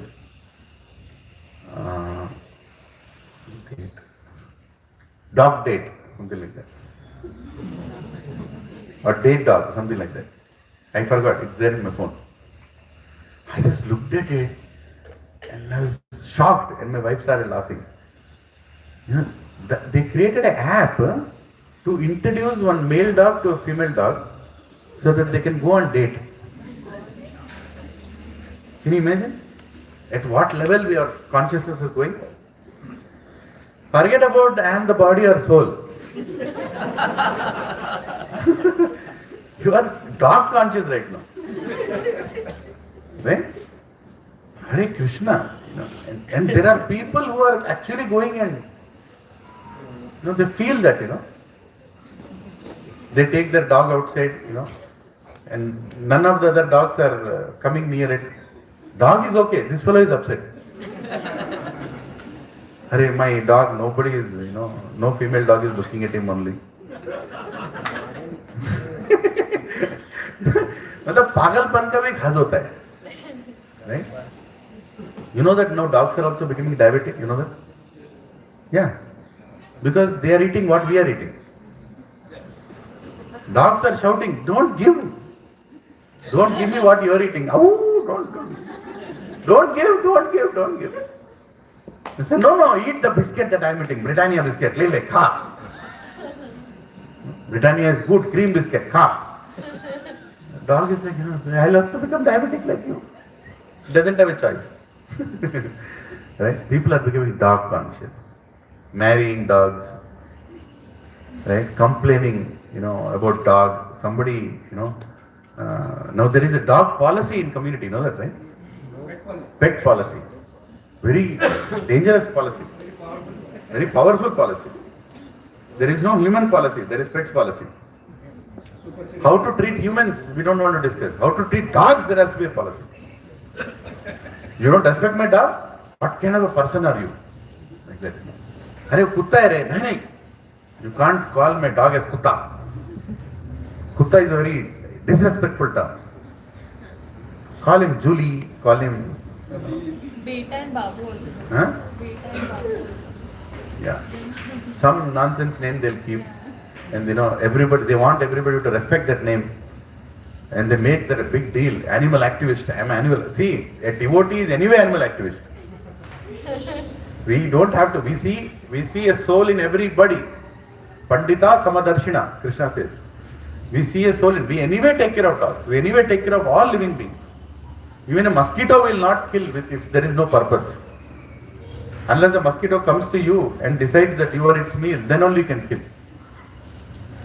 Right? Don't take a bat and go like this, everywhere. I'll kill all the mosquitoes. No, that's not right. You're not enjoying killing mosquitoes. A devotee doesn't even kill a mosquito unless it comes to harm you. What to speak of taking care of dog or cat or donkey or anything, right? But there is a bodily consciousness. When it surpasses, a level, they don't understand that what am I doing with my life? I'm holding this dog is taking me somewhere, and I'm roaming around behind the dog. What about my life? What will I become? If you are so dog conscious, next life the dog will become you, you will become the dog. That's what will happen. Isn't it? Krishna says in the 8th chapter of Bhagavad Gita, I'm just surpassing chapter, he says, Anta kale tu mameva. He says, at the end of your life, whatever consciousness you carry, you will get that body. I'll make sure that you get that body. So if you are thinking about that, that's the body you will get. There is a story of Bharat Maharaj and he becoming a deer in next life.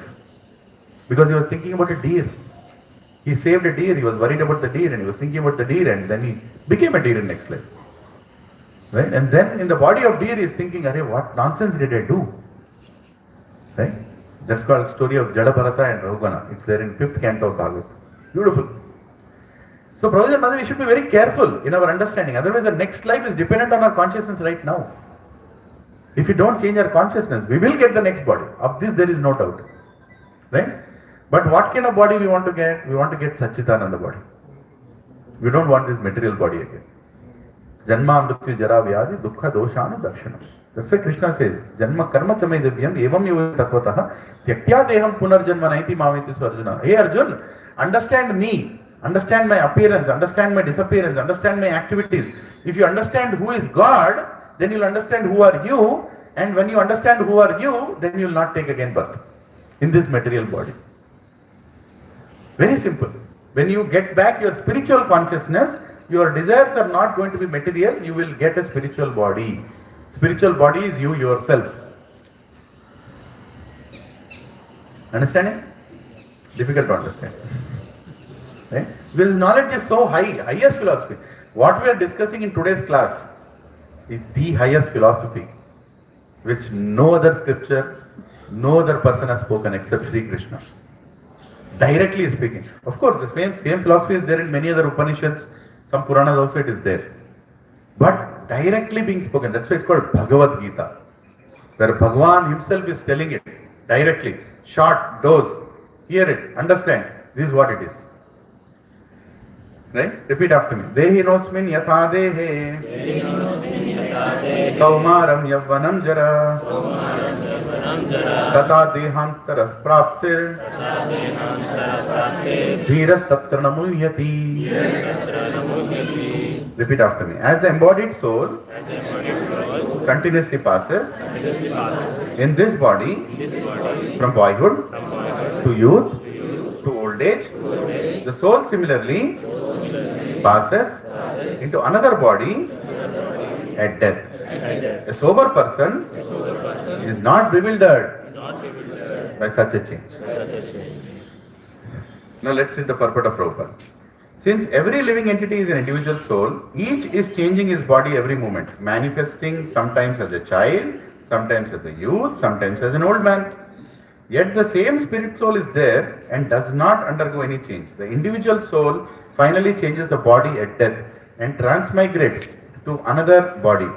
And since it is sure to have another body in the next birth, either material or spiritual, there was no cause for lamentation by Arjuna or on account of death, neither for Bhishma nor for Drona, for whom he was so much concerned. Rather, he should rejoice for their changing bodies from old to new ones, thereby regenerating their energy. Such changes of body account for varieties of enjoyment or suffering according to one's work in life. So Bhishma and Drona, being noble souls, were surely going to have spiritual bodies in the next life, or at least in the heavenly bodies, for superior enjoyment of material existence. So, in either case, there is no cause of lamentation. Any man who has perfect knowledge of the constitution of the individual soul, the super soul, and nature, both material and spiritual, is called Dhira, or the most sober man. Such a man is never deluded by the change of bodies. The Mayavadi theory of oneness of the spirit soul cannot be entertained on the ground that the spirit soul cannot be cut into pieces as a fragmental portion. Such cutting into different individual souls would make the supreme cleavable or changeable, against the principle of the supreme souls being unchangeable. And as confirmed in the Gita, the fragmental portions of the supreme exist eternally, Sanatana, and are called Kshara. That is, they have a tendency to fall down into material nature. These fragmental portions are eternally so, and even after liberation, the individual soul remains the same, fragmental. But once liberated, he lives an eternal life in bliss and knowledge with the personality of Godhead. The theory of reflection can be applied to the super soul, who is present in each and every individual body and is known as Paramatma. He is different from the individual living entity. When the sky is reflected in water, the reflections represent both the sun and the moon, and the stars also. The stars can be compared to the living entities, and the sun or the moon to the Supreme Lord. The individual fragmental spirit soul is represented by Arjuna, and the super soul is the personality of Godhead Sri Krishna. They are not on the same level, as it will be apparent in the beginning of the 4th chapter. If Arjuna is on the same level with Krishna and Krishna is not superior to Arjuna, then their relationship of instructor and instructed becomes meaningless. If both of them are deluded by the illusionary energy Maya, then there is no need of one being the instructor and other the instructed. Such instruction would be useless because in the clutches of Maya, no one can be an authoritative instructor. Under the circumstances, it is admitted that Lord Krishna is the Supreme Lord, superior in position to the living entity Arjuna, who is forgetful soul deluded by Maya. Hare Krishna. Right? So it's being told that who can instruct? A person who is not in Maya. If Krishna is also affected by Maya, then can he instruct? Is there a meaning to Bhagavad Gita? No. One has to be God and other has to be his servant. Then only there is a meaning to Bhagavad Gita. Are you all following? Yeah. I know it's very dry philosophy in the morning. Some of you might be sleeping with eyes open also. I can't help. But it's very important that we understand this, and you will at least theoretically understand it today. Practically, Krishna will give you that understanding. Over a period of time, he will give you. Arjuna was asking all these questions because of the influence of Maya. Yes, he is a living entity. He can get affected by Maya. But Acharya explained he is only asking because he knows that on what is today's date? 20th of July 2025, some people will sit in Gauli Dodi and they'll have this question. So on our behalf, he is asking. Partho Vatsa Sudhir Bhoksa. Dugdha Gita Amritam Mahat. Shankaracharya is telling, Lord Shiva is telling, that Partha is just an instrument to get Gita to us. He already knows everything. He already knows everything. But he is asking these questions, getting this clarity so that we all sitting here will hear. Does Krishna know in Kurukshetra 5,100 some change years ago, in the battlefield when he is standing there, and Krishna is there, Arjuna is there, Krishna is telling this verse to Arjuna, Dehinosmin Yatha Dehi. Does he know that there will be some souls who will sit in Gauli Dodi Gachiboli and hear this after 5,000 years? Does he know? Yes. He knows. That is the beauty of God. He knows past also, future also, present also. He knows everything. It's inconceivable for us. It's inconceivable. See, today we look at Chat GPT and we are wondering, how is it doing all these things? Right? It has so much data inside it that it can now start thinking with that data. What to speak of God, who is the mega data science, who has all the data inside, and he knows everything that is going to happen in future also. Right? So, yes, we have to understand that we are the soul, not the body, and he's telling us that the sooner you understand this, the sooner you will come out of this bodily consciousness. There are two kinds of ego. True ego, false ego. Ahankara is called false ego. Ahamkara. Actually it's ahamkara, not ahankara. Ahamkara, meaning I am the doer. Kara means doer. Aham means me. Ahamkara, I am the doer. As long as you think that I am the doer, you will be in that body only. But what is real ego? That's called I am not this body, I am the soul, part of Krishna. That is real ego. False ego is I am this body, is false ego. You understand it? I am this body means false ego. I am the body means what? I am the doer. There is nothing beyond this. I am this body, I am doing everything. Just do it. Right? That is called ahamkara, false ego. True ego is what? I am part of Krishna, eternally part of Krishna, and my eternal duty is to serve him. That is called true ego. Our whole journey of Krishna consciousness is to convert this false ego into true ego. That's all it is. Entire journey is to change that consciousness. When I am thinking that I am this body, I am the doer, to slowly, first you'll understand, oh, I am not this body, I am not this body, I am the soul. Okay, then what do I do with the soul? Oh, soul serves Krishna. Oh, okay. Okay, let me serve Krishna. Oh, actually, Krishna is the only one who can take so much service. So he is God. So slowly you are changing from bodily consciousness to soul consciousness to devotee consciousness. Just because you know that you are the soul doesn't mean you are a devotee yet. You have to understand what is the duty of the soul also. What is the duty of the soul? To serve God. To serve Prasadam. Yes, bro. Krishna delivered Putana. Krishna by applying poison. So everyone in Kurukshetra who got delivered or? Good question. Yes. Anybody who saw Krishna in Kurukshetra have gone back to Krishna. But if their consciousness was inimical, no tinge of attraction towards Krishna, then they might have gone to heavenly planets. That is also possible. Krishna is absolute, he has a complete discretion. Whether I'll take him back to my kingdom, eternal abode, or I'll send him back to some other planet. He is complete in discretion. That is the biggest dilemma, that will Krishna accept me or no. So our only, there is no qualification that Krishna, I have a certificate, no? Krishna, certificate, you have to take me. No, it doesn't work like that. No certificate will, guarantee that he will go back. Only thing that will guarantee us go back is mercy of Guru. And Guru is a devotee of Krishna. So if a Guru is pleased, Krishna is pleased. How do you know that Krishna is pleased with my activities? If Guru is pleased, then definitely Krishna is pleased. And how does a Guru know that you are doing the right things? When you are serving Krishna. Guru doesn't want to be served. Oh, you serve me, then I'll be happy. That is not a Guru. Guru always says, serve Krishna. Krishna always says, serve Guru. It's like two tracks. In spiritual life, two tracks are there, Guru and Krishna.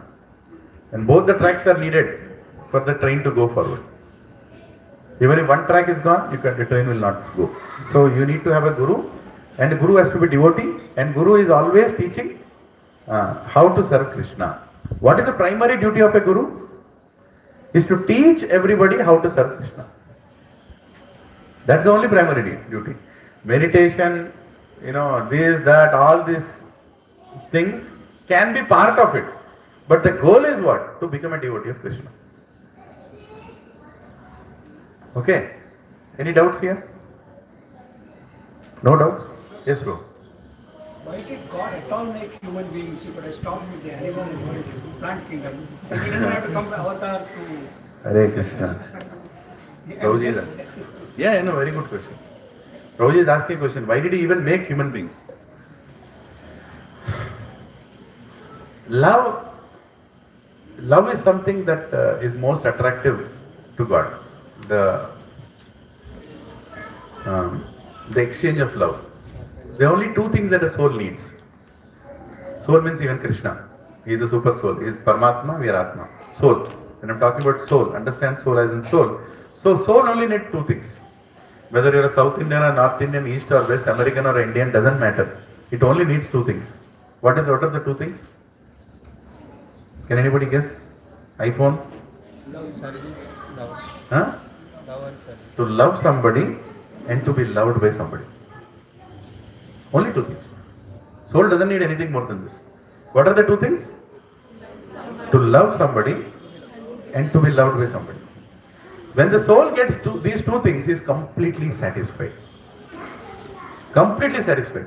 Whether you are in a jhopadi or you're in a villa, doesn't matter.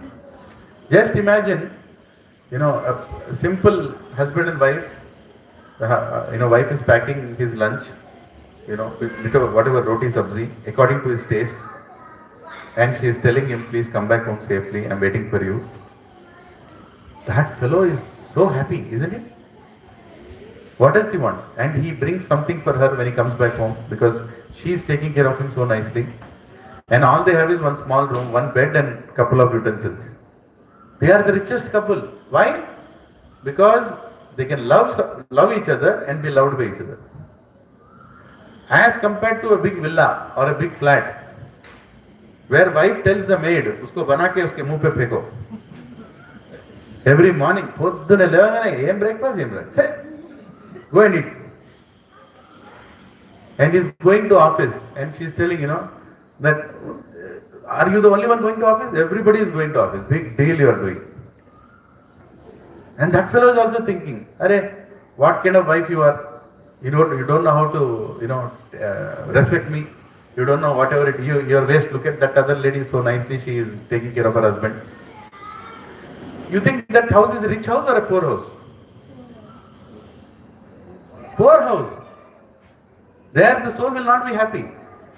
Even if they have all the wealth, even if there are 20 gadgets in the house, even if there are big cars in the house, they will not be happy. As compared to a simple house in which there is loving exchange. Now, why did I get into this track when Prabhuji asked the question? Krishna expands into so many living entities, right? Unlimited living entities, because he wants to experience love. Right? He is Atmaram, actually self-satisfied. Atmaram means who is completely self-satisfied.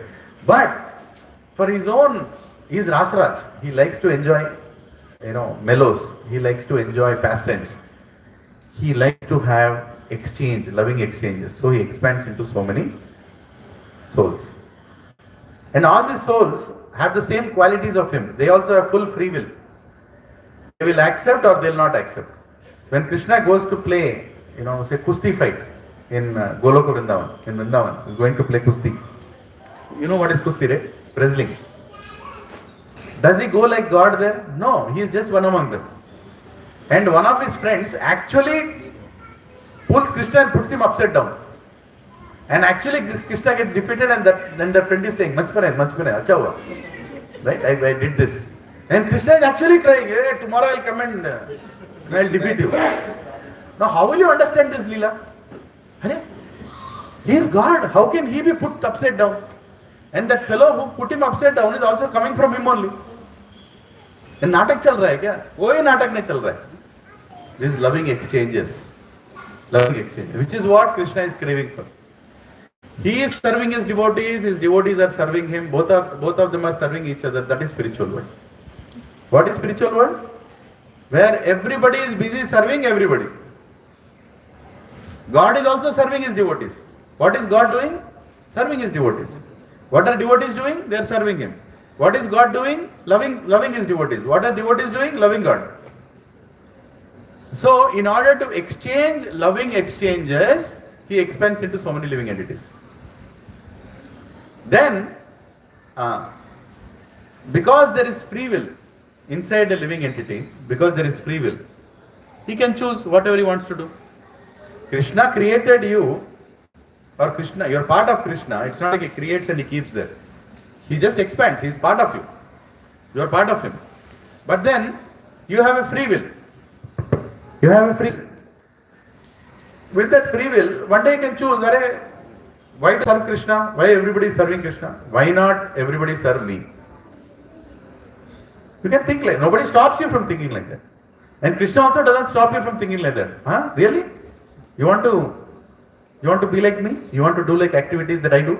I lift Govardhan. I do so much dance. I can take care of 9,000 cows. You also want to become like me? Okay, I will create a world for you. There you can try to become like me. But he knows that you will not be happy becoming like me. He tells you. Say, Baba, if you try to become me, try to become the center, you can't handle it. Because I am the source of everybody, I can handle that. You can't handle, you are not source of everybody. You are part of me, but you are trying to become like me. You will not be happy. But you say, no, you are independent, I am also independent. I can also be like you, I can also do all those things. So that Krishna, in that spiritual world, you try to become like that Krishna by becoming another Balakrishna here and start stopping train. Start stopping the plane. You know Balakrishna movies, right? There are many South Indian heroes. They can stop plane also. They can stop train also. Right? If you see that movie, you'll be like shocked. Not only him, many heroes are there. Right? In one movie, what is that? Rajinikanth. He takes bullets and he throws at people. They all die. In one movie, the bullet will come, and that with another fellow, Vijaykanth, he'll stand like this. Bullet will come, it will hit him, it will reflect and go and kill somebody else. Why am I telling these examples? Where is this tendency coming from? Go into the deep root. Where is the tendency coming from? It is coming from there only. You want to be like Krishna. Krishna can do all that. You can't do all that. You have seen somebody doing that and you want to become like that. And that is why superhero movies mean that only, right? In every movie you see, especially South Indian movies, crazy now, even North Indians are copying that. The hero is walking, people are flying in the air. You see that? Hare Krishna? Don't need to see, you already see him. Does it happen anywhere outside? Have you seen anywhere outside? But people want to see that. Huh? People go and see Bruce Lee movie. Wow, everything they'll see. They'll come outside, they'll look at a current pole. They'll hit that pole. What will happen? Their hand will break. They'll go to hospital. Doctor will say, hey, why did you break your hand? I was trying to do what Bruce Lee is doing. The doctor will tell, he is Bruce Lee. You are not Bruce Lee. Right? So, as a living entity, we are trying to enjoy like God, unlimitedly like God. And to enjoy, He only needs to give us something to enjoy, right? So, God creates a body and He gives senses. To experience that enjoyment, you need senses, right? You need a tongue, you need a skin, you need eyes, you need ears. All those things He gives. Okay, enjoy. You want to enjoy like me. Right? So, you try to enjoy and then you are not able to enjoy much. right? You're trying to, what is it? You're trying to eat, but you can't eat more. You're trying, Hare, I want to eat more, I want to, like God eats Govardhan Hill, Govardhan Hill amount of prasadam he eats. I also want to eat like Krishna. So I want to eat more and more and more. Then God thinks that maybe this body is not suitable for him. I think next time I'll give him elephant body. 50 kgs for breakfast, 50 kgs for lunch, 50 kgs for dinner. You can eat. Right? So God is supplying bodies, 8.4 million species bodies he has created, so you can enjoy different desires that you carry. But specifically he created human being. Human being body is different. Where he gives his own form, just like him. And he gives him the intelligence to think. Beyond instinctive enjoyment, human being gets another level intelligence. Right? Human being can decide whether to do it or no. That free will is more in access. Animals don't have that much free will. They are all instinct driven. You throw a stone, you throw a bone, Tommy will come. You don't have to tell Tommy, bone, bone, bone. Just throw the bone, Tommy will come. Kutta will come. Hai. But in case of human being, he can think. You've thrown something, the human being can think, hey, wait a second, I don't think I should eat that. I don't think it's good for me. I think I should think something beyond. Let me find out why did I take birth. How many times a donkey came and asked, why did I take birth? Why am I a donkey? गधा का पूछता है क्या मैं गधा हूं क्यों हूं? Right? Never ask. But a human being can ask. That intelligence is given only to a human being. That ask who are you? When you ask, that is where it is called Athato Brahma Jignasa. Vedanta starts. Right? Brahma Jignasa. Who am I? What is happening? Why did I take birth?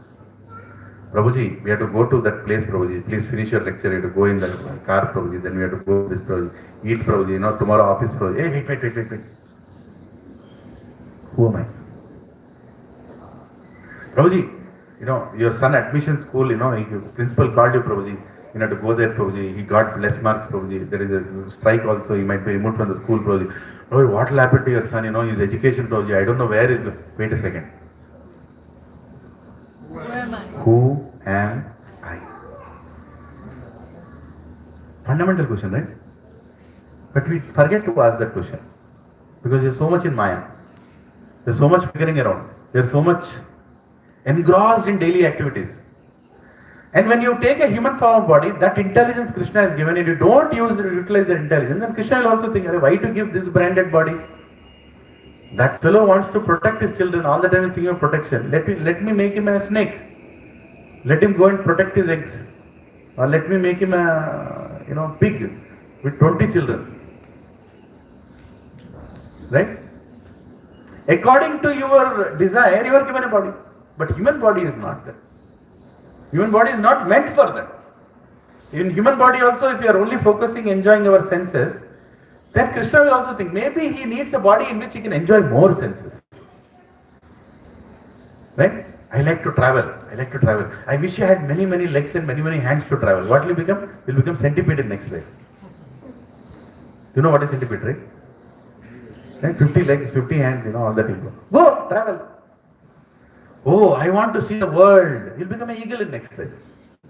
Go, see from the height. Go around and see. You will get the next body according to the desire you have, because Krishna is giving you that body only to fulfill your desires. As simple as that. Everything is simple when you have a simple heart to understand. But when you are taken a human body and still you are busy with ahara, nidra, bhaya, maitunamcha, eating, mating, sleeping, defending, then he'll also think, why do he is not interested in this knowledge. So let him take an animal body, a bird body, a species body. 8.4 million species are there. How many? And we already crossed all that, by the way. We already crossed all that. सब योनि को complete करके यहाँ पे आ रहे हैं. Yes, you were a spider in last life. You were a caterpillar. You were a bird. You were a chameleon. You were a elephant. You were a snake. We did all that. सब किया. सब enjoy किया. Then finally, in that cycle you are getting a human birth. You are being given a human birth. Two ways you will get human birth. One, by the cycle itself as per Krishna's plan, or somebody, some devotee became merciful and he gave you some prasad. Narayana prasad he has given you. You take that prasad, your cycle suddenly takes a detour and you get a human body. So just imagine, even the prasad that we leave, little bit, we should not leave prasad. Even a little grain of prasad that falls on the floor or inside that bag, an ant eats that. It gets a human body next life. It gets a human body. What is the advantage of human body? You can attend this class. If this class is happening and you are not attending, what body will get in next life? You decide. I'm not blackmailing you saying that you don't come. We're not like that. That there are some, pastors or some things there. They'll come and tell you, oh, you're not going. Burn in hell like that. No, we are not telling all that. It's your wish. Sanatana Dharma never forces anybody. It's your wish. What do you want to do with this existence? What do you want to do with this opportunity? Durlabha Manusha Janma. It is not told Durlabha Gada Janma, Durlabha Pandi Janma. It is not told. It is told Durlabha Manusha Janma. Manishi. Manishi means intelligent person who is spiritual. That is the meaning of Manishi. Do you know that? Manishi means somebody, it's not a she having money. No. Manishi means what? Manush, matlab what? He is spiritually intelligent. Person is called Manishi. If you are not spiritually intelligent, you don't have time for Bhagavad Gita, you are very busy with your relatives and your household activities and your plans for the weekend, then there is no end. You will keep going around in this yoni after yoni, yoni after yoni, you'll keep going around and then you'll never find peace. But in human being activity, when you take a human, so human body is very, very special. Among the 8.4 million species, human body is very, very special. And we all got it. Congratulations. Hari Bol. Congratulations. Hari Bol. We all got it. Yeah, we all got it. But what about those who have that body, but they don't want to understand about Krishna? Don't worry. Krishna has a plan for them. Don't worry. You don't go and dance in front of me. I'm going to satsang. Tera kya hoga? Nahi, aisa nahi. Krishna has a plan for everybody. Right? 4 kinds of people come to Krishna. Krishna says in Bhagavad Gita. One who is completely, he wants knowledge. He comes to Krishna. One who wants money. He comes to Krishna. One who is inquisitive. He'll come to Krishna. One who is suffering. He'll come to Krishna. Some other way he'll come to class. Don't worry. Right? If you got a wife who is torturing you so much that has brought you to the class, go and worship that wife. Give her this garland. Thank you. Thank you for torturing. You got a husband who is insulting you so much that you are dejected with life and your friend brought you this satsang, go and worship that husband.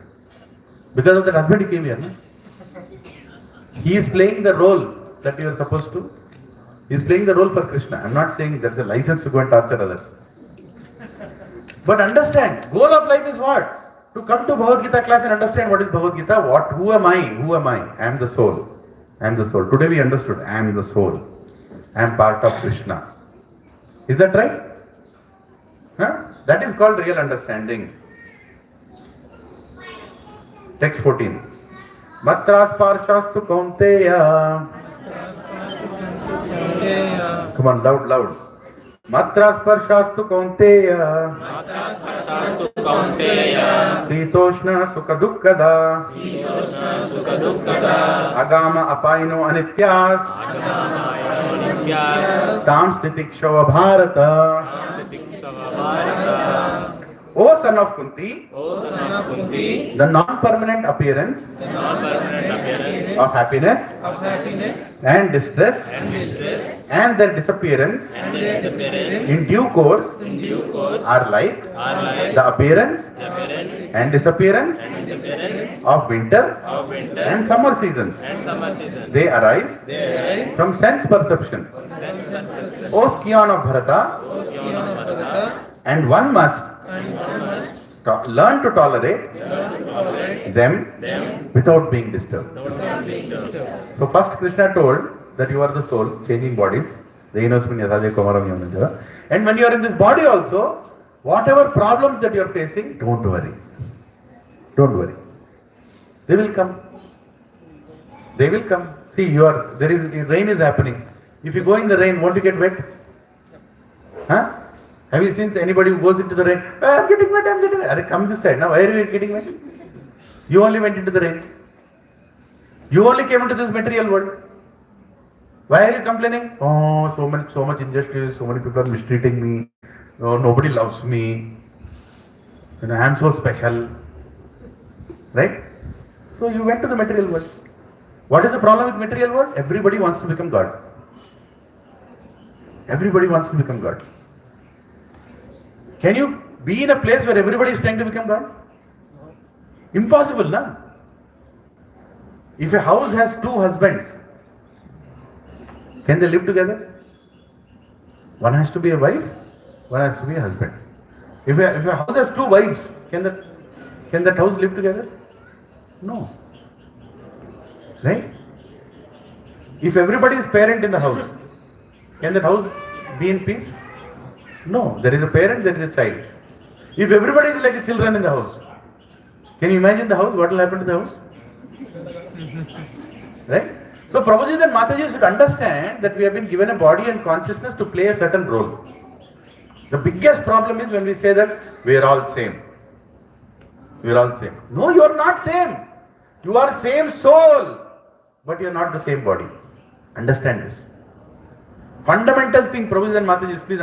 Because the whole Western philosophy, the cosmopolitan philosophy is to remove this particular understanding and trying to put everybody at the same plane, and by doing that, we'll only suffer. We'll only suffer. We should understand that we are all different, in different bodies. We should understand that. And when you understand that, then the next question should be, okay, Prabhu, in this body, what should I do? How can I find that happiness? And then in Sanatana Dharma, Varna Dharma, I will explain that in this body, in a male body, in a female body, in a child body, in an old body, what is the activity you should do which will give you happiness? समझ रहे हैं क्या? मुश्किल है, right? लेकिन समझो, wife has to be a wife. She has to be the central point of giving love in the family. I'm not giving a seminar of that. I'm just telling 2-3 points. Right? A husband has to be a husband. He has to be the earner of the family and a protector of the family. Right? And he brings everything that the family needs. And a wife appreciates for what he is doing, for all the work that he is doing, she appreciates it and she empowers him. She empowers him to do more. If a wife takes care of the husband properly, he is going to bring lot of riches into the family. But if the wife tortures the husband, trying to be same, trying to be, expecting the same, then that fellow he has a false ego. Male means he'll have false ego. Hey, why should I take care of this female? Why should I earn for this family? He'll give up. He'll not ask for promotion. He'll not think about any new ideas. He'll say, anyway, after I go home, I'll be tortured. Why should I work for that family? Right? And because he gave up, the wife is not happy. It's just a circular reaction, cyclical reaction. Right? Nobody in the house respects him. Why will he work for that house? So Prabhuji and Mataji, you should understand this whole ecosystem of male, female, husband, wife, parent, children, brother, sister. All this is created by whom? God only. In this body also you are getting, and you should know how to utilize that to become happy. You should know. Right? Charlie Chaplin once he told, a simple statement he told, when there is love, why do you need power? Simple line he told. He's a wonderful person. Actually he is the best comedian because he only made fun of himself. Charlie Chaplin. Right? He made a simple statement. He said, when there is love, why do you need power? You want to conquer somebody, you want somebody to listen to you, love him now. Give him the love. Automatically he'll start listening to you. Loving means what? To do what he likes, to what she likes, to do what she likes. That is love. Not what to do what you like. How will God like you? When you do activities which God likes. In 12th chapter of Bhagavad Gita, don't worry. Krishna is telling what all he likes. Right? If I tell now, you all will run away. So let the 12th chapter come. Right? He tells what he likes. And when you start doing activities what he likes, then he always likes you, but he'll start liking you more. And he'll start giving you more. Right? A house where Lakshmi and Narayan are worshipped, that house is always very prosperous. Very, very happy, peaceful house. Right? But everybody is trying to become an earner for the family, everybody is trying to become the enjoyer of the family, everybody is trying to say that I am the most respected, then the house cannot be happy. The whole culture that is coming from the West is to disprove this aspect. That we are all same, we are all same. We are not same. We are same because we are the soul. See, a female or a male is just a body, just a body. Is a soul male or female? It's neither male nor female. But to serve Krishna in spiritual world, it can take female consciousness or male consciousness. Right? Krishna also likes to have mother and a father. Mother has to be mother, father has to be father. Both have their own mellows. Both have their own sweet exchanges. But soul itself, is it a male or a female? No. Is God a male or female? Prabhuji, male, no. He of course is Purusha. Purusha means the enjoyer. But Purusha doesn't mean he's male.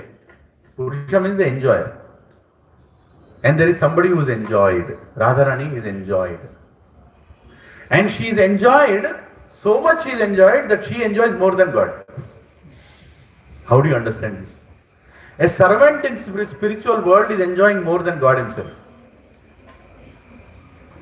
Does the servant enjoy more than the owner? No. In material world, if he is a servant, to Kambali, immediately you say, what is this? Don't call me Kambali. I am not your das, like that. In spiritual world, dasanu das is more enjoying than the boss. Right? When you become a devotee of God, you enjoy more than God. That is the beauty. You understand it? Because He gives that enjoyment to you. He gives that enjoyment to you. So you should try to become a devotee. When you become a devotee, you are neither a husband nor a wife. You are taking care of everybody in your family as representative of Krishna. Krishna has gifted you somebody. Krishna has gifted you a wife. Krishna has gifted you a child. Krishna has gifted you a husband. Think like that and serve, and you will be very peaceful and happy. We want to get respect. But what is the normal saying? Give and get, or get or give. What do you say? Give and get. Give and get respect. You don't say get and give respect. What is the biggest problem today? Get, then I will give. First you be a good husband, then I will be a good wife. First you be a good wife, then I will be a good husband. How will it happen? Both of you will be a bad husband, bad wife. So the philosophy goes there. Try to be a devotee first, and Krishna will give you everything. Matra sparshastu konte sitoshna sukha dukkada. In this body, because you are in the material world, you will get misery. You will get problems. Because you are in a place which is created to create problems. Dukkhalayam ashashvatam. Krishna explains this in, I think in 13th chapter he says this. Dukkhalayam ashashvatam. What is the meaning of Vidyalaya? Vidyalaya का मतलब क्या है? जहाँ विद्या मिलता है. What is the meaning of Bhojanalaya? जहाँ भोजन मिलता है. What is the meaning of Dukkhalaya? Prabhuji, no Prabhuji, ऐसा मत बोलो. I have lot of plans for enjoyment. Today is Saturday morning, Prabhuji. Full weekend I want to enjoy. Durga Devi is thinking, avuna? This sangat chuskuta. This weekend I'll make you realize that you are the soul. Right? The more we plan to enjoy, the more miserable you will become. The more you plan to enjoy, the more miserable. This is the nature of the material world. You try that. You plan for a vacation. Great difficulty, you got leave. Right? Your boss finally, he left you for 4 days. Friday, Saturday, Sunday, Monday. 4 days. Yes, I want to enjoy these 4 days. With that intention you go. On Thursday evening, you are taking a flight from the airport. Your real misery starts from Thursday evening itself. Because you want to enjoy, you are going to the flight counter and you are saying, flight, sir, it got delayed. How can I get it? I have 4 days only I'm getting. When you're delaying the flight, I should get there into the bedroom. I should sleep in that 5-star hotel bedroom. The bedroom is waiting for me. The bed is waiting for me. You're telling flight is delayed. The Thursday evening is gone. 1 o'clock in the night, you reach the airport, destination airport. Cabs are not available. You have to go to the airport. How can this happen to me? I paid so much, You are in misery. Then you finally reach the hotel room, 2 o'clock in the night. Right? Next day morning, you already planned some outing, at what time? 7 o'clock. No sleep only. Because 7 o'clock you have to enjoy, right? You are scheduled for enjoyment at 7 o'clock. Is that right? So how will you enjoy? 2 o'clock you are sleeping. You will get up with all burnt red eyes, you will get up. And then you are going and seeing the birds, because that is bird watching. The tour is for bird watching. You are supposed to enjoy seeing the birds. Right? And with that red eyes, you want to enjoy looking at the birds like this. Birds are looking, hey, kaun sa bird hai? Pagal aa gaya hai ki nahi? So everything you want to enjoy, what will happen? You cannot enjoy. Because the world is created to make you feel that this is not the place you belong. Dukkhalayam, dukkha alaya, a place where you'll get dukkha. Right? So how can you enjoy in this material world? When you understand that this is a material world. Just imagine, same vacation. You are going now as a devotee. Devotees also can go on vacation. Once in a while you can go, no problem. Right? You are going. So you go to the airport. Flight is delayed. Kya hoga?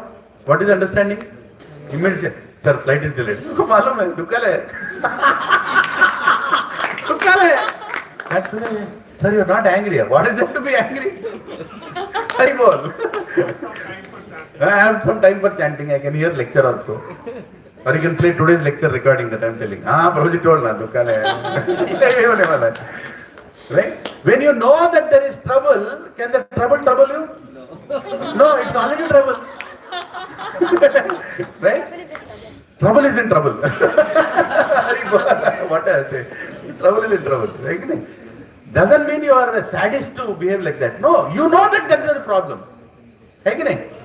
You know, you go for a blood test and she brings a big needle to remove blood. Will you feel miserable? Hey, you went for a blood test. How do you think she'll remove the blood? She has to punch you 20 times to get blood, or she'll remove from here. You decide which way. Blood you have to anyway give. You have gone for the test. This material world is a test for you. You will have to face some difficulty. Face, na? But you will face with a smile. I know, it will happen. Sometimes you will cry also. Sometimes you lost a loved one. You will cry also. But then you will understand, one day, that he had to leave. This place is like that. Instead, I will train my family to become devotees so that they'll never face birth, death, old age and disease. This is called optimistic thinking, is it not? I will make sure that my family becomes spiritual so that after this birth, they will not suffer again. This birth anyway they have to suffer. We are already in the jungle. Jungle mein mangal hoga hi hoga. Hai na? But after this, they should not go to a jungle. After this, they should go back to Krishna. This is called optimistic thinking, realistic thinking, meaningful thinking, purposeful thinking. Right? A thinking that Krishna is telling here. Matras parshastu konteya sitoshna sukha dukkada agama apayana nistas tam titikshav bharata. Bharata means intelligent person. Don't unnecessarily feel all this upside and down in life. This recession, progression, all that things, all temporary. Temporary, don't worry. You are losing your job, don't worry. Go to ISKCON temple, you will get breakfast, lunch, dinner free. Kya problem hai tere ko? Worst case, what will happen, Prabhu? Worst case, what will happen? Think about the worst case. Mind always troubles with the worst case, right? Or ye hone se kya, wo hone se kya, ye hone se, wo hone se. Kya hoga maximum? Kya hoga? You lose your job. Anything else? Anything else that you are scared of? Come on, you can tell. House. Huh? Some disease will come. Housing. Huh? You lose your house. तेरे को क्यों है? Loan तो तेरे पिताजी ने लिया है. They'll take care, don't worry. Your problem is homework now. Huh? Just imagine, what is the biggest trouble? What is the biggest trouble that troubles us? Come on, Krishna is here, Radha Madhav is here, he can hear you. Losing loved ones. Huh? Losing loved ones, yes. Losing loved ones, yes, a very, very troublesome thing. What is the answer for that? One day they also have to leave, but make sure you'll meet them again in the spiritual world when you don't have to lose them again. Again, what other big trouble you have? Old age is coming. Anyway, you will become old. We all will become old. Can you stop that? Can you stop old age? You cannot stop. What other trouble is there? Prabhu, I lose my job, reputation, my home loan. Kya hoga? You lose that house, go into a small house. What is the big deal? Prabhuji, I am living in a 3-bedroom apartment. How can I go and stay in a 1-bedroom apartment? Hare? What is the problem? No, Prabhuji, so many things I bought. Keep your hand on your heart and ask yourself, how many things are there in that house which you used in the last 6 months? 99% things are useless things only. You never use it. You have planned to use it, you don't know when you will use it. Right? That is the situation of a house. So why can't you go and live in a small house? You can go and live. Who is? Prabhu, reputation na? Kya hai reputation? You lost a job, big deal. वो Microsoft में job गया, तो क्या हुआ? कहीं और आ जाएगा. You will get a job somewhere else. Prabhu, I am not getting a job. तो क्या हुआ? You know how to make a dosha, right? Just keep a little batter, rotate your hand, it will become a dosha. Sell dosha. Prabhu ji, I am an IIT. How can you ask me to sell dosha?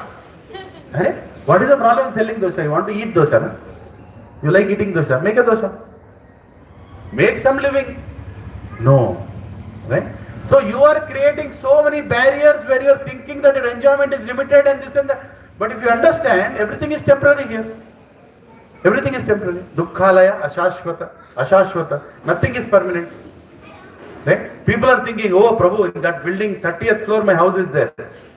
Until you are alive. After that, the house belongs to somebody else. Who does this land belong to?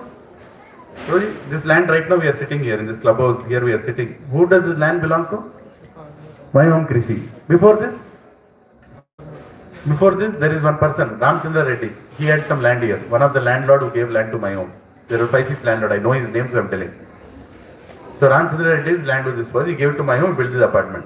Before that, Ramchandra Reddy bought it from whom? Some Kurana. That Kurana bought from whom? Some Mishra. Some Mishra bought from whom? Some Rao, some Reddy. You know, somebody. Before that, some Mughal emperor had this land because he abused and he conquered all the lands. Before that, some Brahmana would come and worship here, this land was there. If you really see, who does this land belong to? Nobody. People are just dying, changing their bodies, claiming the land is theirs and they are dying. In the same way, everything that we have in this world is only, we are just claiming that it is ours. It will be gone. So, Arjuna, Matta Sparshastu Kontaya, Sitoshna Sukha Dukkada. Just like winter and summer, Sita Ushna. Right? Once, I remember, Anurag Prabhu was telling, that Prabhuji, it's very cold, you should start the class a little later. I didn't say anything. I said, okay. Prabhuji is telling, he's a well-wisher. In summer he told, Prabhu, you should start a little early because sun will come. I didn't tell anything. He is also right. There is summer also, winter also. There is rain also. Right? But we should understand these all things are temporary. These all things are temporary. We should learn to what? Tolerate them. Krishna is using the word tolerate. Right? Agama apaino anityas. Tam titikshava bharata. What is the meaning of titikshava? Titikshava. Can everybody say titikshava? Learn to tolerate. That is the meaning of it. Learn to tolerate. Purport. In the proper discharge of duty, one has to learn to tolerate non-permanent appearances and disappearances of happiness and distress. According to Vedic injunction, one has to take his bath early in the morning, even during the month of Magha, January and February. It is very cold at that time, but in spite of that, a man who abides the religious principles does not hesitate to take his bath. Similarly, a woman who does not hesitate to cook in the kitchen in the month of May and June, the hottest part of the summer season. One has to execute his duty in spite of climatic inconveniences. Similarly, to fight is the religious principle of the Kshatriyas. And although one has to fight with some friend or relative, one should not deviate from the prescribed duty. One has to follow the prescribed rules and regulations of religious principles in order to rise up to the platform of knowledge, because by knowledge and devotion one can liberate himself from the clutches of Maya, illusion. The two different names of addresses given to Arjuna are also significant. To address him as Kaunteya signifies his great blood relation from his mother's side, and to address him as Bharata signifies the greatness of his father's side. From both sides he is supposed to have a great heritage. A great heritage brings responsibility in the matter of proper discharge of duties, therefore he cannot avoid fighting. So Krishna is telling that, he is also calling him as Kaunteya, right? Matras Parshastu Kaunteya. Then he is saying, Agama Apayana Anisa Tamsiksha Bharata. So he is saying your father is also great, your mother is also great. Why are you speaking like a fool? Go and fight. Don't worry about turbulences of good and bad, disturbances in life here and there. Don't get worried with that. That's what he's saying. Right? So we'll stop it here. So these verses from verse number 11 to 30 is called Jnana Yoga, Science of Soul. Second chapter finishes entire Bhagavad Gita actually. Chapter name is what? Contents of Gita summarized. So the entire Jnana Yoga is finished from verse number 11 to verse number 30. So it will be very philosophical, but it's very important to get this philosophy straight into you. Then only you will be able to understand the remaining Bhagavad Gita. Karma Yoga, Jnana Yoga, you will all understand. First understanding that you are the soul. Any questions?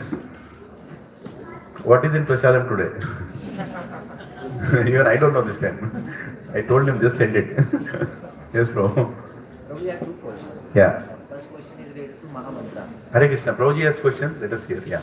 I have two questions. First question is related to Mahamantra. I heard in the Veda, Mahamantra which you are chanting is Rama name comes first as to this. So I want to understand, is that understanding is that correct? What is it, bro? Mahamantra? Mahamantra, Rama name comes first. I think someone has replaced and Krishna name comes. Is this thought which I heard is correct or is wrong? So first question Prabhuji is asking is, there is a Vedic mantra. It says Hare Rama, Rama Rama, Hare Hare, Hare Krishna, Krishna Krishna, Hare Hare. Yeah. That mantra is there. It is there in the Vedas. Of this there is no doubt. But when Kali Yuga started, see, there is always a restriction kept that people should not chant mantras without proper consciousness. Because mantras actually are very powerful things. They can do good also, they're not bad, but when not done properly, they can give some negative effects, side effects you can say. So training is given. With knowledge comes responsibility, right?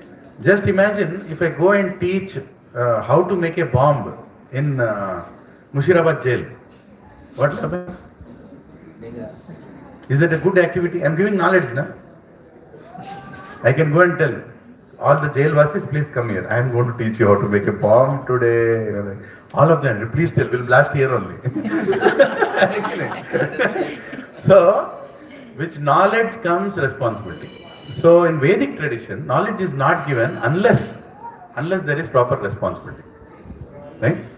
So, even the mantras are not taught unless there is proper responsible person who teaching them and how to recite them. Like Gayatri mantra, Hare Krishna. Yeah. Gayatri mantra, I should sit in a particular direction. I should chant at a certain time, right? Certain Sandhya time, morning time, before sunrise, at the sunset, mid-afternoon, like that. And you should do Achaman, you should do, Keshwana, Madhavana, Narayana, and you should have some, there is a whole Gayatri. There is, when you get Gayatri Diksha, you get a lot of other mantras along with Gayatri mantra. Now this is given with a responsibility, because you are doing a certain activity and Gayatri mantra is helping sun god.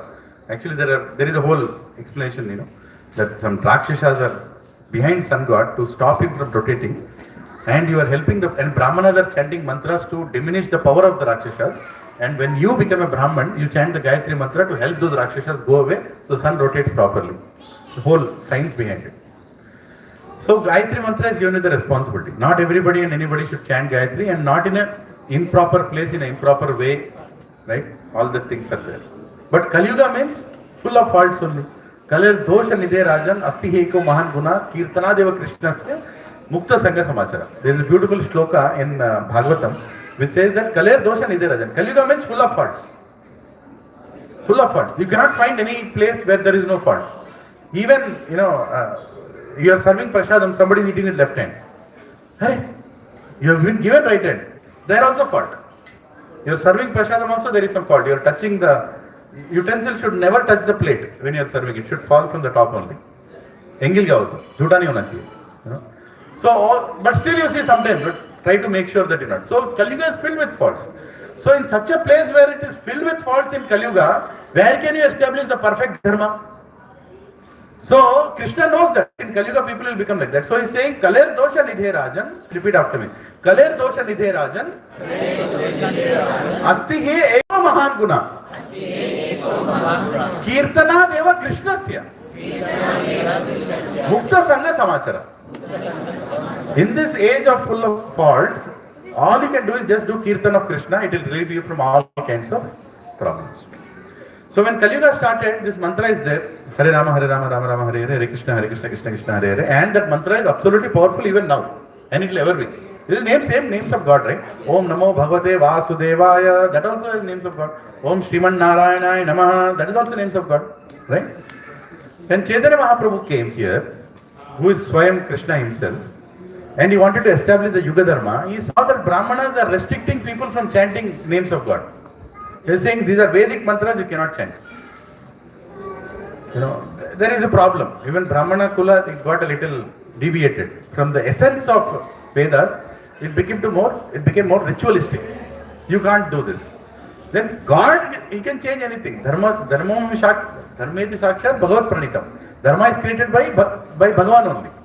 So what did he do? He said, Brahmana, this is a Vedic mantra, they can't chant. Okay, I'll reverse it.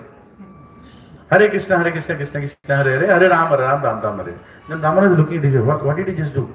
So you can change the mantra. You cannot change the mantra. Nobody can change the mantra. No guru can suddenly come and change the mantra. Because the effect of mantra goes. 2 plus 2 minus 1 is what? 3. Huh? He is very good. Fast. 2 plus 2 is 4, minus 1 is 3. Can it become 3.5? It cannot become.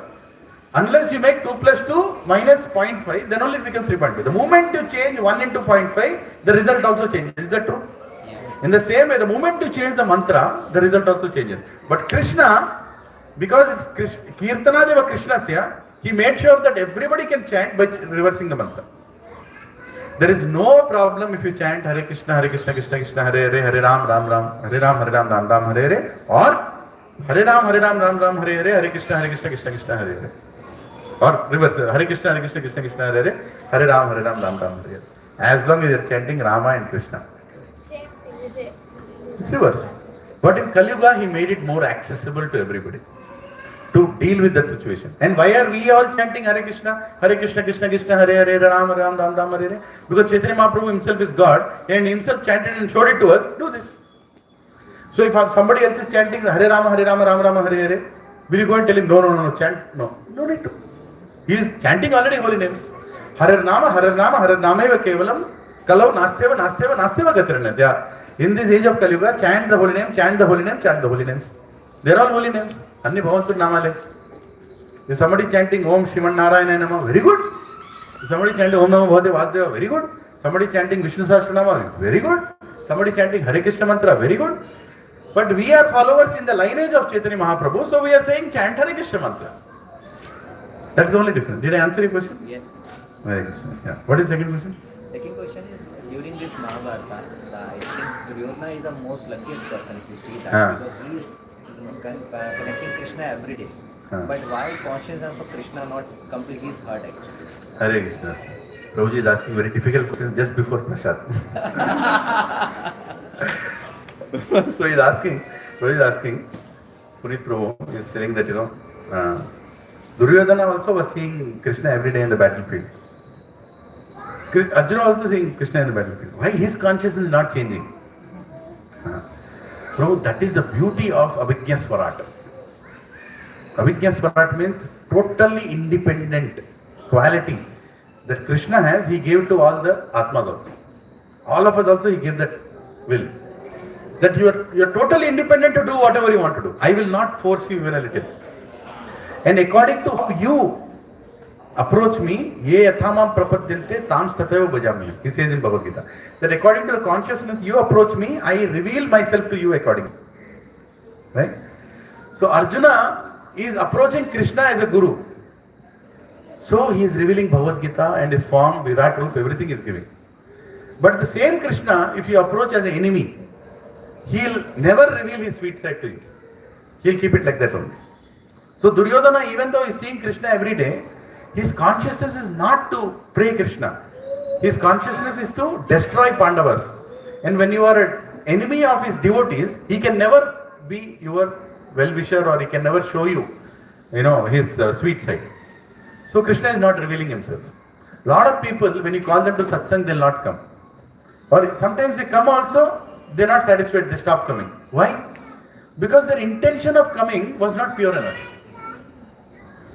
It was not pure enough. They were not coming here because they actually want to love Krishna. They want to find out something. They want to inquire something. Their intentions are not pure. So accordingly, Krishna also reveals, oh, your intentions are like that, na? Then don't come to this guru, go to that guru. The cheater guru is there, you go there. He'll exactly tell you what you want. You understood, right? So according to what we want from Krishna, he'll reveal like that. If you want to become a devotee, he will give you all the paraphernalia and all the devotees and all the environment to make you a devotee. But if you want to be somebody who creates disturbance in society, he'll also, create a whole environment where you will become such a person. Because he wants you to independently choose him. He'll not force you. He'll never force you, saying that, oh, you have to become a devotee of mine, so you change. No. Change is completely ours. We have to change with our own free will. Prabhu, how do you love anybody? When you serve that person, you will start loving him. That is one. Because when you serve that person, you'll understand what that person wants, what that person likes, dislikes, and then you'll actually see a beautiful side of that person. Right? Without serving that person, how will you know that person? That's why in earlier days, I'm not watching now, Kaliba, it doesn't work. Children were married at a very young age.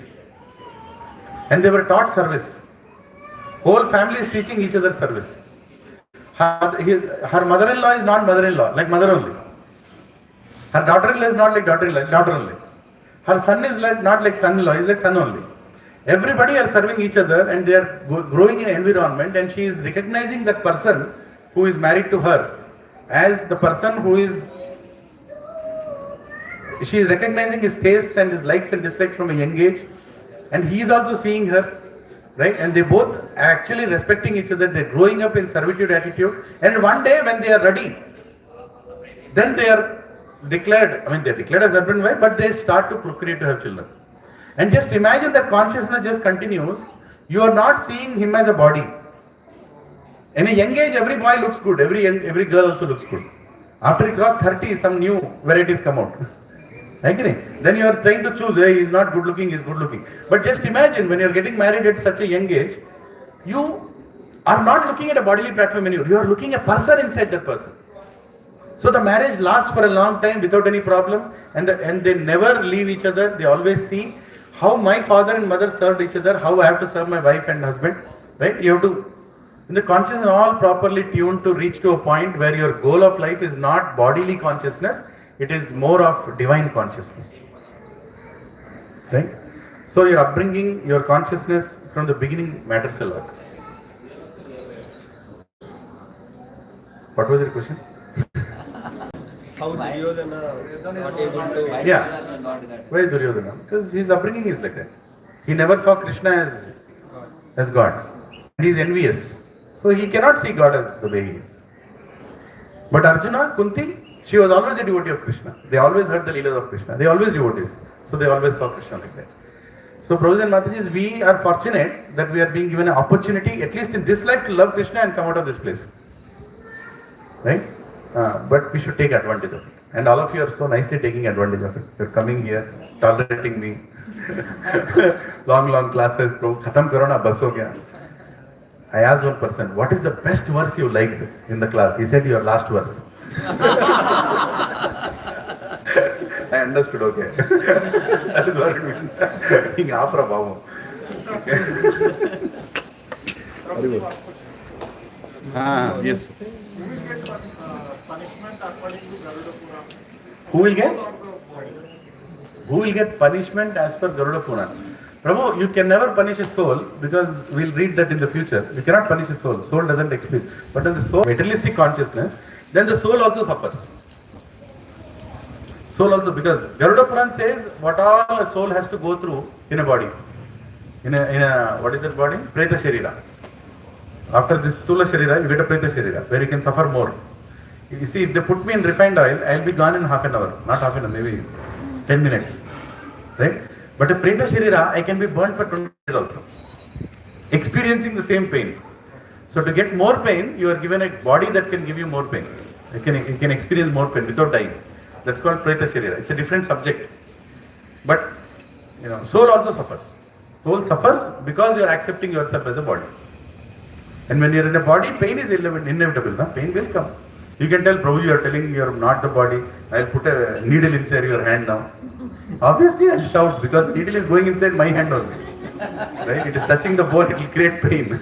Right? But I should also know that this pain I am experiencing because I am in this body. And then my desire should be, Krishna, give me a body that doesn't go through this kind of pain, which is spiritual body. What is it verse? Last verse.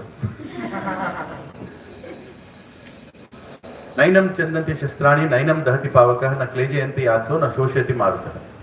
Krishna says in second chapter, he says that no fire can burn me, no wind can weather me, no wind can, destroy me, no water can destroy me, destroy you.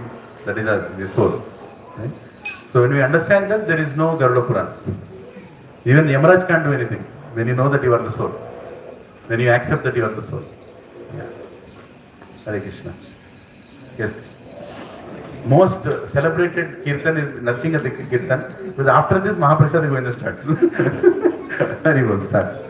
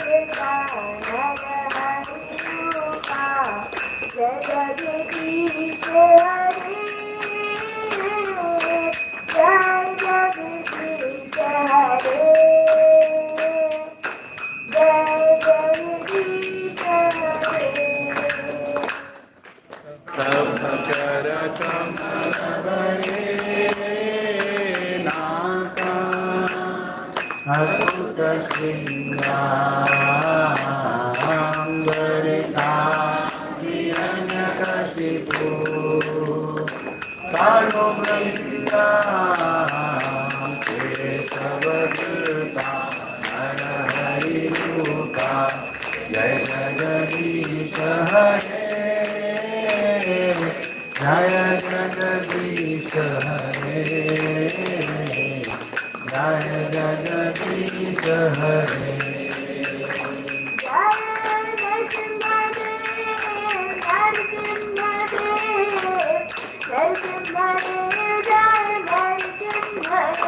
जय नरसिंह देव, नरसिंह देव, नरसिंह देव, जय नरसिंह देव। जय प्रहलाद महाराज, प्रहलाद महाराज, प्रहलाद महाराज, जय प्रहलाद महाराज। जय प्रहलाद महाराज, प्रहलाद महाराज, प्रहलाद महाराज, जय प्रहलाद महाराज।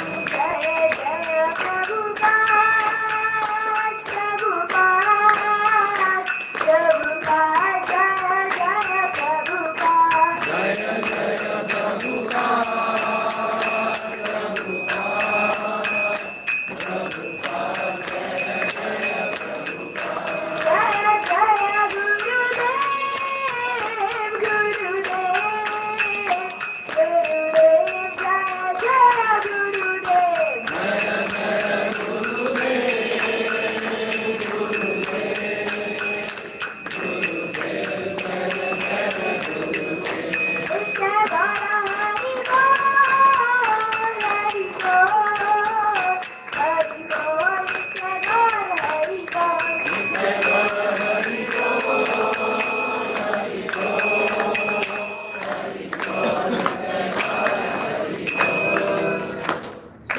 भक्त विनाश नरसिंह देव भगवान की, भक्त शिरोमणि प्रहलाद महाराज की, ऐसी भक्ति वेदांत स्वामी श्री प्रभुपाद की, श्रील गुरुदेव की, ऑल असेंबल्ड डिवोटीज की, भगवद गीता सेकंड चैप्टर की, प्रभु जी की। हरे कृष्णा, हरे कृष्णा, कृष्णा कृष्णा, हरे हरे, हरे राम, हरे Ram, Ram Ram, Hare Hare. Pranil Prabhu has so nicely sung the kirtan. Right? Hari Bol. Say three loud Hari Bol. Right? So next class will be given by Pranil Prabhu. I'm waiting for the day, when he will come and sit and give class here. Hari Bol, Hari Bol. Yes. Hare Krishna. We all have to take up this responsibility, provision, Mataji. Nobody is a guru here. I'm not any guru. We are just repeating the knowledge of Krishna. Right? And as long as you repeat it, we can represent it. And I request everybody to take that enthusiasm. Today, Sanatan Dharma is a big topic because nobody is willing to become a representative of Krishna. Become a representative of Krishna. Take up that responsibility. You can tell to one person. Whatever you heard today about soul, you can go and tell to some other soul. You can discuss a little bit. You can also discuss other topics, but also discuss this topic. Right? Hare Krishna. Mahaprasade Govinde. Nama Brahmane Vaishnave. Swalpa Punya Vratan Rajan. Vishwaso Naiva Jayate. Shariraha Vidyajam. Jedendri Atrahe Kal. Jive Pele Vishesagare. Tara Madhya Jivyati. Lobomai Sudurmati. Take Jeta Kat Samsare. Krishna Badadaya Mai.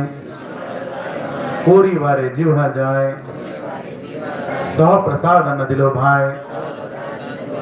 Shri Annamrita Pao. Shri Radha Krishna Gun Gao. Premeda Ko Chaitanya Nitai. Jai Nimai Jai Nitai. Jai Shri Krishna Chaitanya. Prabhu Nityananda. Shri Advaita Gadadhara.